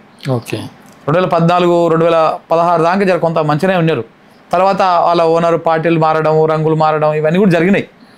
కాబట్టి అప్పటిదాకా ఒక యుద్ధం లెక్క చేసినారు. అంటే ఆ కల్చర్ని కరెక్ట్ పీక్స్ టైంలో వచ్చింది. 2012లో వచ్చింది తెలంగాణ మూమెంట్ జరుగుతున్న టైంలో V6 వచ్చింది. అప్పుడు తెలంగాణ కల్చర్ని, తెలంగాణ ఆటని, పాటని, ఇట్లా అన్నీ దేన్ని వదిలిపెట్టకుండా మనం ప్రమోట్ చేయగలను. సో అది తెలుసు ఆయనకి. ప్లస్ తక్కువ ఖర్చుతోనే ఛానల్ నిలబెట్టిండు, తక్కువ ఖర్చుతోనే పేపర్ని నిలబెట్టిండు, వెలుగు అనే పేపర్ని. నేను ఆయన ఇన్స్పిరేషన్ తీసుకుంటా ఆ విషయాల్లో. ఇటు వర్క్ నేర్చుకున్న దగ్గర ఈయనది, అక్కడ ఆయనది. సో కాబట్టి నాకు వీళ్ళిద్దరు ఇన్స్పిరేషన్. సో ఇప్పుడు నేను అదే ఇన్స్పిరేషన్ తోటే నా సంస్థను కూడా ముందుకు తీసుకుపోయినటువంటి ప్రయత్నం చేస్తా ఉన్నా. సార్ అంటే ఇప్పుడు చాలామంది న్యూస్లో ఏంటంటే పొలిటికల్ కనెక్షన్స్ ఎక్కువ పెరుగుతాయి. అవును, బిజినెస్ కనెక్షన్స్ పెరుగుతాయి, యాడ్స్ వల్ల పొలిటికల్ కనెక్షన్స్ కూడా ఎక్కువ పెరుగుతాయి. అలాగా మేబీ అంటే దానివల్ల వచ్చే ఆ పాజిటివ్నెస్ వల్ల, ఆ కంఫర్ట్ వల్ల, సేఫ్టీ వల్ల వాళ్ళు ఒక పొలిటికల్ పార్టీకి అలైన్ అయిపోయి ఉంటారు. అండ్ కొంతమంది ఏంటంటే పొలిటికల్గా కూడా గ్రో అవ్వాలి అని పొలిటికల్గా కూడా గ్రో అయిన వాళ్ళు ఉన్నారు. సో ఇప్పుడు మీరు చెప్పిన దాన్ని బట్టి బిఫోర్ తెలంగాణ, ఆఫ్టర్ తెలంగాణ ఆయన మారారు చాలా పార్టీలు. సో మీరు కూడా అంటే మీరు ఇప్పుడు యూట్యూబ్ ఛానల్ పెట్టారు, అండ్ మీరు ఒక న్యూస్ లైన్ ఛానల్ పెట్టారు, మీకు కూడా చాలా పొలిటికల్ కనెక్షన్స్ అవన్నీ ఏర్పడుతున్నాయి. సో మీరు కూడా ఎప్పుడైనా అంటే నాకు ఆ యాంగిల్ అటువైపు వెళ్ళాలి, పొలిటికల్గా గ్రో అవ్వాలి, లేదా పొలిటికల్గా ఎంటర్ అవ్వాలి అన్న థాట్స్ ఏమైనా ఉన్నాయా? నాకు పొలిటికల్ ఆలోచన ఎప్పటి నుంచి లేదండి. ఫస్ట్ నుంచి కూడా నాకు అంటే రాజకీయాల వైపు పోవాలా, అట్లా పోవాలా అసలు ఆలోచన ఫస్ట్ నుంచి కూడా లేదు. నా గోల్ ఒక్కటే అనమాట, తెలంగాణలో ఒక బలమైనటువంటి ఒక మీడియా సంస్థను ఏర్పాటు చేయాలి. లైక్ V6 వెలుగు, ఆంధ్రజ్యోతి, ABN, ఇట్లా మనం ఒక బలమైనటువంటి సంస్థ లెక్క చేయాలి. ఎందుకు చేయకూడదు? మనం తెలంగాణ ప్రాంతం అనేటువంటి ఫీల్ తోటి, లేదా దీంతో ఎందుకు చేయకూడదు అనేటువంటి దాంట్లోనే ఉన్న ఫస్ట్ నుంచి కూడా నేను. అందుకే నేను 2018లో ఒక్కనిగా స్టార్ట్ చేసిన, 2021 న్యూస్ లైన్ స్టార్ట్ చేసినప్పుడు ముగ్గురమే స్టార్ట్ చేసినాం. ఇవాళ నా దగ్గర ఒక దాదాపు అటు ఇటుగా ఒక 20-25 మంది ఎంప్లాయీస్ ఉన్నారు, ఇంక్లూడ్ నాతో సహా. నేను ఎప్పుడు కూడా ఎంప్లాయీ లెక్కనే ఫీల్ అవుతాను. నేను కూడా పోయినా అంటే నేను నా పని చేసుకున్నాను, మీరు వచ్చినప్పుడు నా పని చేసుకుంటూనే ఉన్నాను నేను, నా వర్క్ స్టేషన్. సో అట్లా మనం కూడా ఒక బలమైనటువంటి మీడియా సంస్థగా ఏర్పాటు కావాలి. ఇవాళ నేను యూట్యూబ్ అన్నా నేను ఫీల్ అవ్వను, నేను ఒక డిజిటల్ ప్లాట్ఫామ్లో ఉన్నా. మనకు పేపర్ ఉంది, ఛానల్ ఉంది, వెబ్సైట్ ఉన్నాయి, అన్నీ ఉన్నాయి. రేపు దీన్ని ఇంకా ముందు స్థాయికి తీసుకుపోవాలి. యాక్చువల్గా నా మీద కేసులు, ఈ వ్యవహారం ఇవన్నీ కాకపోయి ఉంటే మొన్న ఏప్రిల్ 14 తారీఖు నాడు అంబేద్కర్ జయంతి సందర్భంగా మేము 24/7 యూట్యూబ్లోనే న్యూస్ బులెటిన్స్, డిస్కషన్స్, ఇట్లా లైక్ పవర్ కాస్ట్లు అన్నీ కూడా పెడదామని మేము ప్లాన్ చేసి కూర్చున్నాం. ఉన్న ఫలంగా వచ్చేసి మా ఎక్విప్మెంట్ అంతా ఎత్తుకపోయి మమ్మల్ని మొత్తం ఒక 4-5 సంవత్సరాలు వెనక దొబ్బేసారు. కానీ లేకపోయి ఉంటే మేము అంబేద్కర్ జయంతి సందర్భంగా మేము ఆ రోజు 24/7 స్టార్ట్ చేద్దామని అనుకున్నాం. ఆ రకంగా మేము అన్ని ఏర్పాట్లు కూడా చేసుకున్నాం. బట్ నేను March 29 రోజు నేను అరెస్ట్ అయినా, ఇవన్నీ కూడా జరిగిపోయినాయి ఇవంతా కూడా. సో నా ఫైనల్ గోల్ కూడా అదే, నాకు ఎప్పుడు రాజకీయాల్లోకి రావాలనో ఇంకోది కాదు, మనం ఒక బలమైనటువంటి ఒక మీడియా సంస్థగా ఏర్పడాలి. అందుకే ఎన్ని కేసులు పెట్టినా, ఎంత చేసినా నిలబడుతున్నాం, నిలదొక్కుంటున్నాం. ఇప్పుడు ఎక్కడైతే ఇబ్బందులు పెట్టి మళ్ళీ అది చేసారో మళ్ళీ అక్కడి నుంచే నిలబడి మళ్ళీ కొట్లాడుతూ ఉన్నాం. కానీ 100% నాకు ఒక నమ్మకం అయితే ఉన్నది, తెలంగాణ ప్రజలు నిజంగా కూడా ఆదరిస్తూ ఉన్నారు. ఎందుకంటే నన్ను దాదాపు ఒక 30-40 లక్షల లాస్ చేసిపోయినా కానీ నేను ఇలా నిలబడ్డా అంటే వాళ్ళ ఆశీర్వాదం, వాళ్ళు కొంత నాకు సపోర్ట్ ఇచ్చారు. నేను ఎన్నడూ కూడా ఎప్పుడు కూడా ఎక్కడ కూడా ఎలాంటిది అడగలేదు, గూగుల్ పే కానీ ఫోన్పే కానీ పెట్టి. బట్ నేను ఫస్ట్ టైం వచ్చిన తర్వాత అడగకపోతే ఇక మనం కోలుకునే పరిస్థితులు 30-40 లక్షలు ఒక్కటే రోజు ఇట్లా ఎత్తుకపోయారు. అవి వచ్చే పరిస్థితి లేదు. బట్ అంటే ఆ స్థాయిలో మనకు ఫండ్ ఏం రాలే. బట్ కానీ నేను అడిగితే తెలంగాణ ప్రజలు నాకు దాదాపు అటు ఇటు ఒక 5-6 లక్షలు సమకూర్చిర్రు. నేను మళ్ళీ దాంతో ఇప్పుడు కొంత నామమాత్రం అంత ఆ స్థాయిలో కాకుండా కొన్ని పెట్టుకొని ఇప్పుడు నడిపించుకుంటున్న పని. కానీ తప్పకుండా మళ్ళీ నేను ఏదో ఒక రకంగా ప్రయత్నాలు చేస్తా, ఏదో రకంగా అది చేసి మళ్ళీ మనం అక్కడ నిలబడతాం. ఒక శాటిలైట్ ఛానల్ దాకా తీసుకుపోవాలి, ఒక బలమైనటువంటి మీడియా ఏర్పాటు చేయాలనేది నా లక్ష్యం. నేను మీడియా రంగంలోనే ఉంటా కంప్లీట్గా. ఎందుకంటే నేను ఒక పార్టీలో ఒక పొలిటికల్గా పోయినాం అనుకో, మన ఈ వ్యూ అంతా మనం చెప్పలేము, ఎక్స్ప్రెస్ చేయలేము. మనం స్టేట్ ఇంట్రెస్ట్గా ఉన్నప్పుడు స్టేట్కి ఇంట్రెస్ట్గా ఎవరైతే మాట్లాడతారో వాళ్ళకి సపోర్ట్ చేయొచ్చు. మీరు మాట్లాడుతుంటే మీ దగ్గరకు వచ్చి నేను వాయిస్ తీసుకోవచ్చు, మిమ్మల్ని నేను ఎక్స్పోజ్ చేయొచ్చు. సో ఒకవేళ అన్యాయం చేస్తున్నట్టే మిమ్మల్ని క్వశ్చన్ చేయొచ్చు. అదే మనం ఒక ప్లాట్ఫామ్ కిందకి లేకపోతే ఒక కిందికి వెళ్ళిపోయినామంటే ఇవన్నీ ఉండవు, ఇవన్నీ చంపేసుకోవాలి, ఈ భావాలని అది అయిపోవాలి. ప్లస్ మా నేటివిటీ కూడా కొంత మాది నల్గొండ, మునుగోడు, అంతా కొంత లెఫ్టిస్ట్ బ్యాక్గ్రౌండ్ నుంచి వచ్చిన వాళ్ళం మేము. సో అంతా కొంత మనకు అది ఇమ్మడదు, మనకి పార్టీలు పొలిటికల్ పార్టీ అంతా వ్యవహారం. కానీ 100% మనం మీడియాలోనే ఉండాలి. మనలాంటి వాళ్ళని తెలంగాణ సమాజం మనలాంటి వాళ్ళకి అవసరం. ఎంతో కొంత ఎక్కడో ఒక దగ్గర మనం స్టేట్తో కనెక్ట్ అయి ఉంటాం కాబట్టి ఇవి అవసరం అని చెప్పేసి నేను ఫీల్ అవుతాను. ఎప్పుడు కూడా నాకు రాజకీయ అవసరాలు ఆ ఆలోచనలు ఇట్లా లేదు. Okay, nice sir. ఇప్పుడు 2 మెయిన్ క్వశ్చన్స్ ఉన్నాయి నాకు. ఒకటి ఏంటంటే, న్యూస్ చూస్తున్న వాళ్ళు ప్రజలు ఒక న్యూస్ని వాళ్ళు ఎలా అనలైజ్ చేసుకోవాలి, బేసిక్ అనాలిసిస్ ఎలా అనలైజ్ చేసుకోవాలి, దాన్ని ఎలా పర్సీవ్ చేసుకోవాలి, అదొక క్వశ్చన్ ఉంది.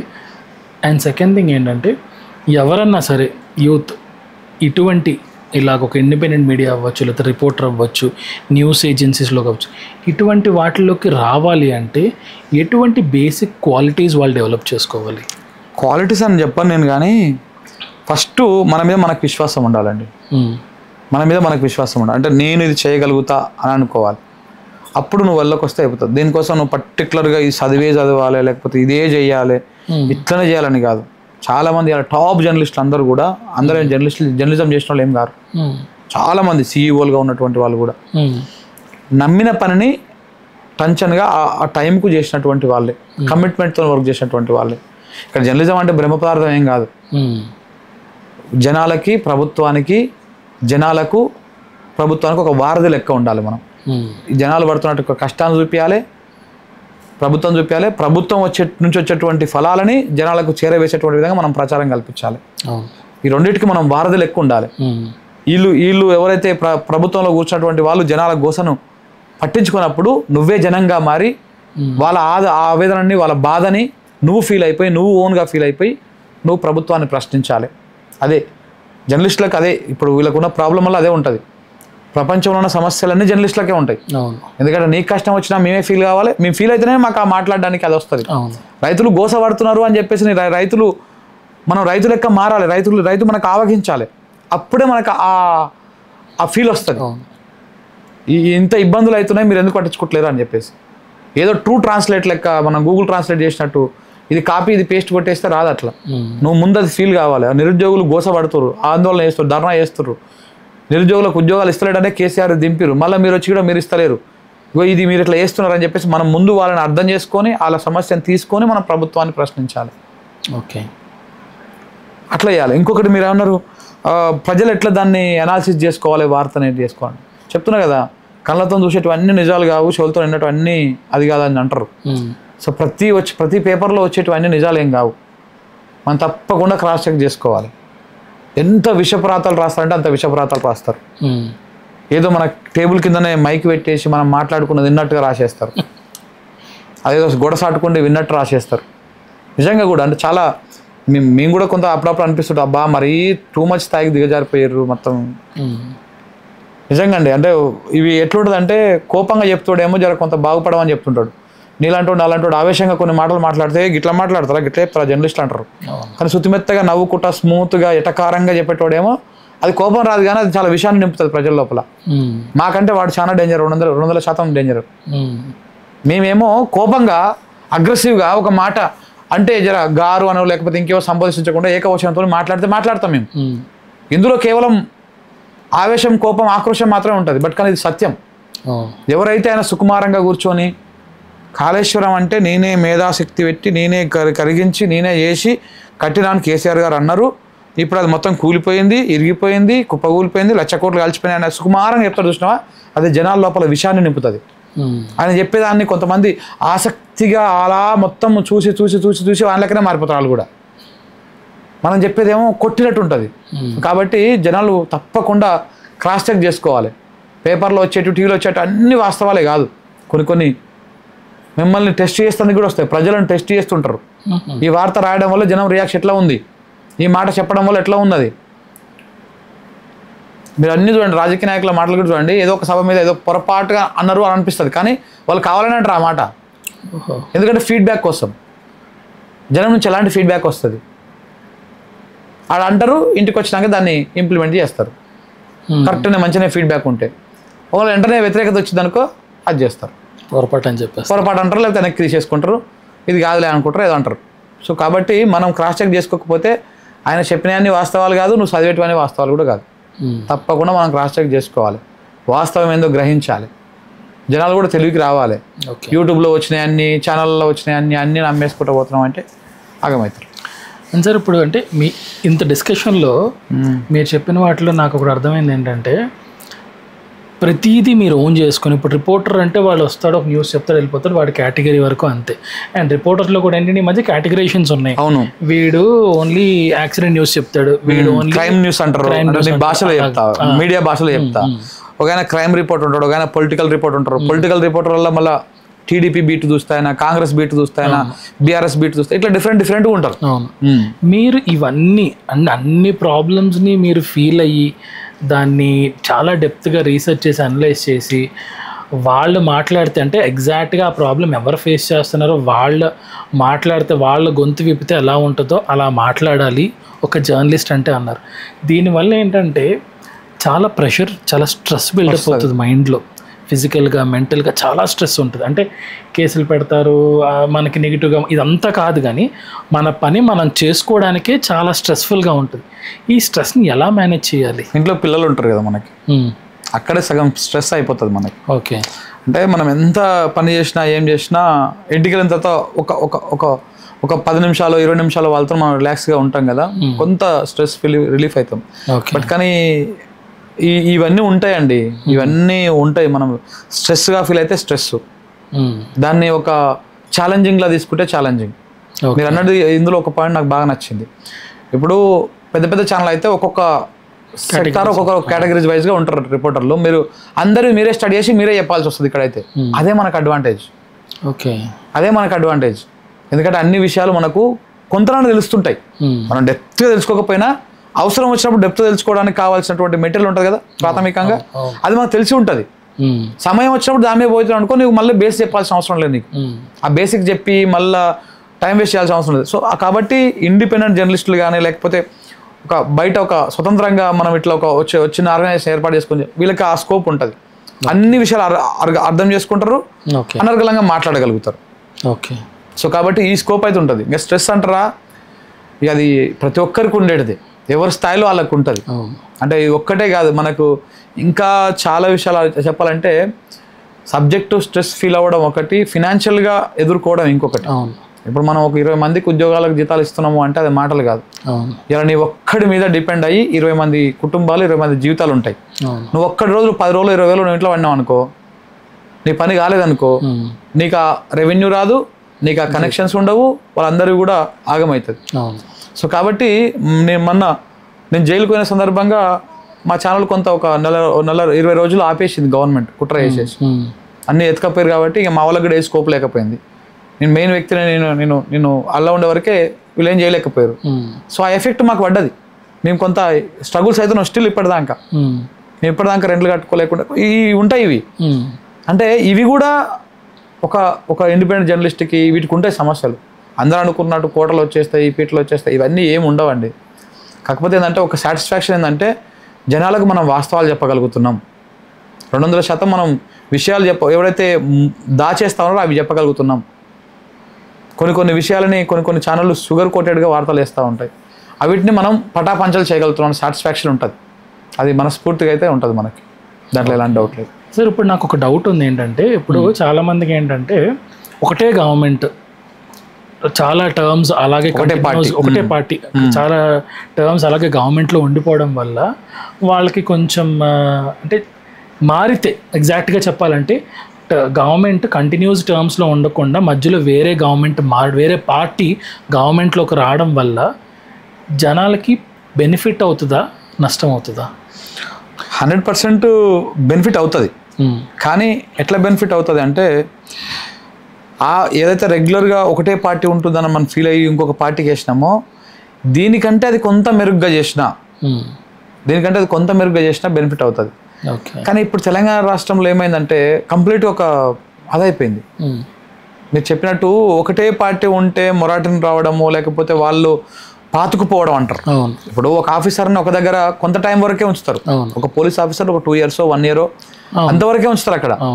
ఆయన ఎందుకు అక్కడ ఉంచరు అంటే అక్కడ మంచిగా పనిచేస్తాడని కాదు, ఆయన అక్కడే పాతుకపోతే ఆయనకు ఆ ప్రాంతంలో ఉన్నటువంటి లూప్ హోల్స్ కానీ లేకపోతే మంచోడు కానీ చెడ్డోడు కానీ అందరు పరిచయం ఏర్పడుతుంది, అవినీతికి జరిగేటువంటి అవకాశం ఉంటుంది, దీన్ని ఆయన కొంత అక్రమంగా సంపాదించుకునేటువంటి అవకాశం ఉంటుంది, దీని ద్వారా మొత్తం కల్పిట్ అవుతారని చెప్పేసి కొంత టైం పీరియడ్ పెట్టేసి మార్చేస్తూ ఉంటారు, ట్రాన్స్ఫర్లు చేసేస్తూ ఉంటారు.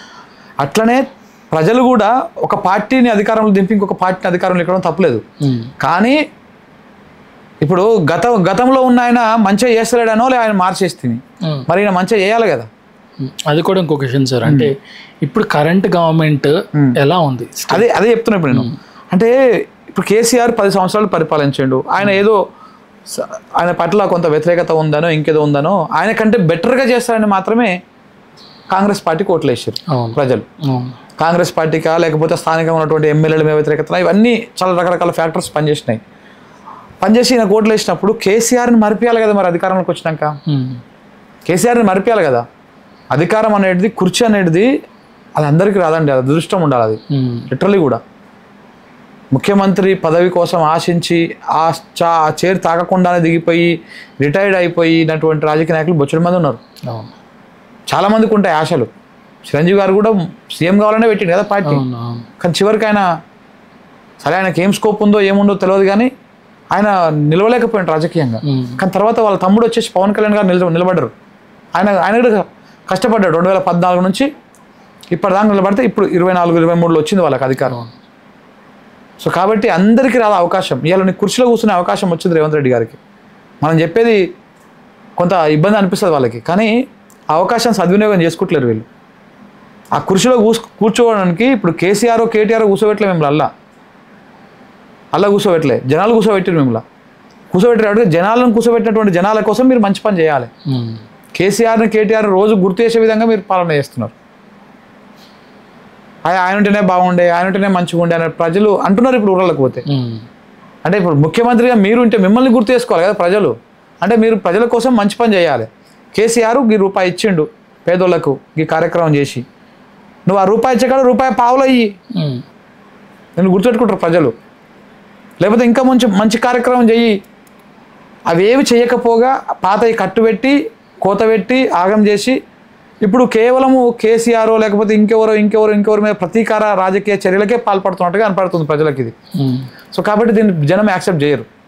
రేవంత్ రెడ్డి గారు పెద్ద మిస్టేక్ ఏం చేశారంటే, ఫస్ట్ ఆయన ఎక్కిన కాంచి రాజకీయం మొదలుపెట్టిండు. పరిపాలన ఎట్లుంది అన్నారు కదా మీరు, ఆయన పరిపాలన లేదు అసలు, రాజకీయమే ఉంది. రాజకీయానికి అధికారం, ముఖ్యమంత్రి అనేటువంటి కుర్చీ యాడ్ అయింది అంతే. ఎప్పుడైనా కానీ ఏ పార్టీ అయినా కానీ అధికారంలోకి వచ్చినాక రాజకీయం స్టార్ట్ చేయొద్దు. కేసీఆర్ గారు అదే పని చేశారు, రాజకీయం చేయలే. 2014లో ఆయన సీఎం అయినాక తెలంగాణ ఎందుకు వచ్చింది, దేనికోసం వచ్చింది, ఏం చేసి వచ్చింది, దీనికి ఏం కావాలి ఇప్పుడు మనకి ఏం తెలియదు. కొత్త సంసారం, పెళ్ళి అయింది, సపరేట్ ఏర్పడ్డాము, కొత్త సంసారం మనది. ఇప్పుడు మనం అన్ని సమకూర్చుకోవాలి, మనకు నీళ్లు కావాలి, మన నిధులు పెంచుకోవాలి, మన ఆర్థికంగా మనం బలం కావాలి. మనకు అన్ని రకాలుగా మన తెలంగాణ ఏంటి, దేని మీద బేస్ అయి ఉంది, ఇక్కడ వ్యవసాయం ఉంది. వ్యవసాయం నడవాలంటే ఏం చేయాలి, నీళ్ళు కావాలి, కరెంటు కావాలి. ఫస్ట్ నీళ్ళ మీద ఫోకస్ పెట్టిర్రు. నీళ్ళ మీద చూసిరు, ఇటు గోదావరి చూసిరు, అటు కృష్ణా చూసిర్రు, రెండు చూసేసి ఏ నీళ్ళు మనకు వస్తాయి. కృష్ణా మీద ఎక్కువ నీళ్ళు వచ్చే అవకాశం తక్కువ ఉంది. గోదావరి నీళ్ళు ఉన్నాయి మనకు 960 TMC నీళ్ళు ఉన్నాయి మన నీళ్ళల్లో, ఆ వాటాల. ఆ నీళ్ళని వాడుకోవాలి. మనం ఏం చేయాలి, మహారాష్ట్ర ఏదో తుమ్మిడేటి దగ్గర ఏదో బ్యారేజ్ ఉంది, అది కడదామని పోతే ఆడ ఒప్పుకోట్లేరు వాళ్ళు. రకరకాల వీటి మీద చర్చ మొదలుపెట్టారు వాళ్ళు. రాగానే ఈ పనే పట్టుకున్నారు. జూన్ 2 తారీఖు నాడు ప్రభుత్వం ఏర్పడ్డది 2014. జూలైలోనే నీటిపారుదల శాఖ మంత్రి హరీష్ రావు గారు పోయి మహారాష్ట్రతో భేటీ, అక్కడ మంత్రులతోని అధికారులతో భేటీ అయ్యారు, నీళ్ళ మీద మాట్లాడారు. అవి గది వేయాలి.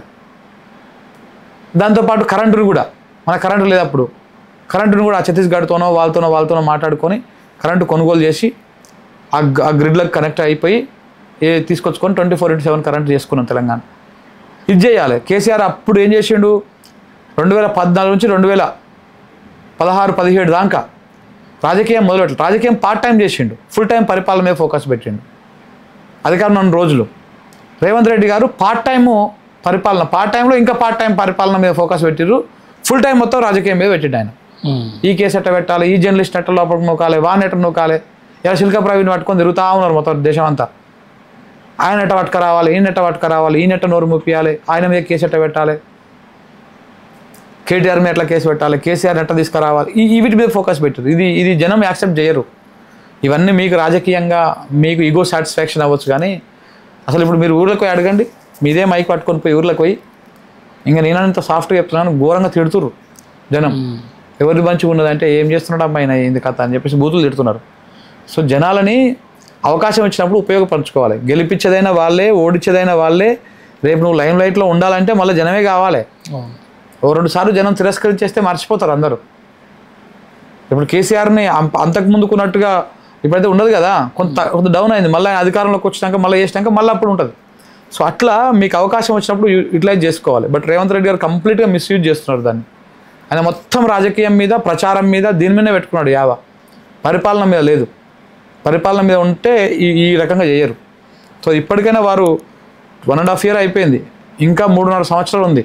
అంటే ఆల్మోస్ట్ మనకు 100%లో దాదాపు ఒక 35% అయిపోయింది. కేవలం ఇంకా 65% మాత్రమే ఉంది. దీంట్లో కనీసం సగానికి సగం ఒక 40-50% కనుక జనాలను మెస్పరైజ్ చేయగలిగితే మనకు ఫ్యూచర్ ఉంటుంది భవిష్యత్తులో. లేదనుకుంటే మాత్రం తెలంగాణ జనం చాలా నమ్ముతారు, నమ్మి ఓట్లేస్తారు. నువ్వు మోసం చేస్తే మాత్రం తిరగబడతారు, తరిమి కొడతారు. ఇవన్నీ ఉన్నాయి. ఇవన్నీ సమైక్య పాలనలో తెలంగాణతోనే ఆడుకున్నటువంటి ఏ రాజకీయ నాయకుని వదిలిపెట్టలే తెలంగాణ గడ్డ. ఇటు తెలంగాణ ప్రాంతంలో వదిలిపెట్టలే, ఇతర ప్రాంతం వాళ్ళని వదిలిపెట్టలే. అందరినీ తరిమేసింది, రాజకీయంగా సమాధి చేసింది. రేపు రేవంత్ రెడ్డి గారు ఇట్లనే ఉండుకుంటూ వేరనుకో, మళ్ళీ రాజకీయంగా ఆయన ఇంకొకసారి ఎక్కడ కొడంగల్లో కూడా గెలవలేడు. అలాంటి పరిస్థితులు ఉన్నాయి. Okay, nice sir. Right, thank you so much. Thank you so much sir, చాలా బాగా చెప్పారండి.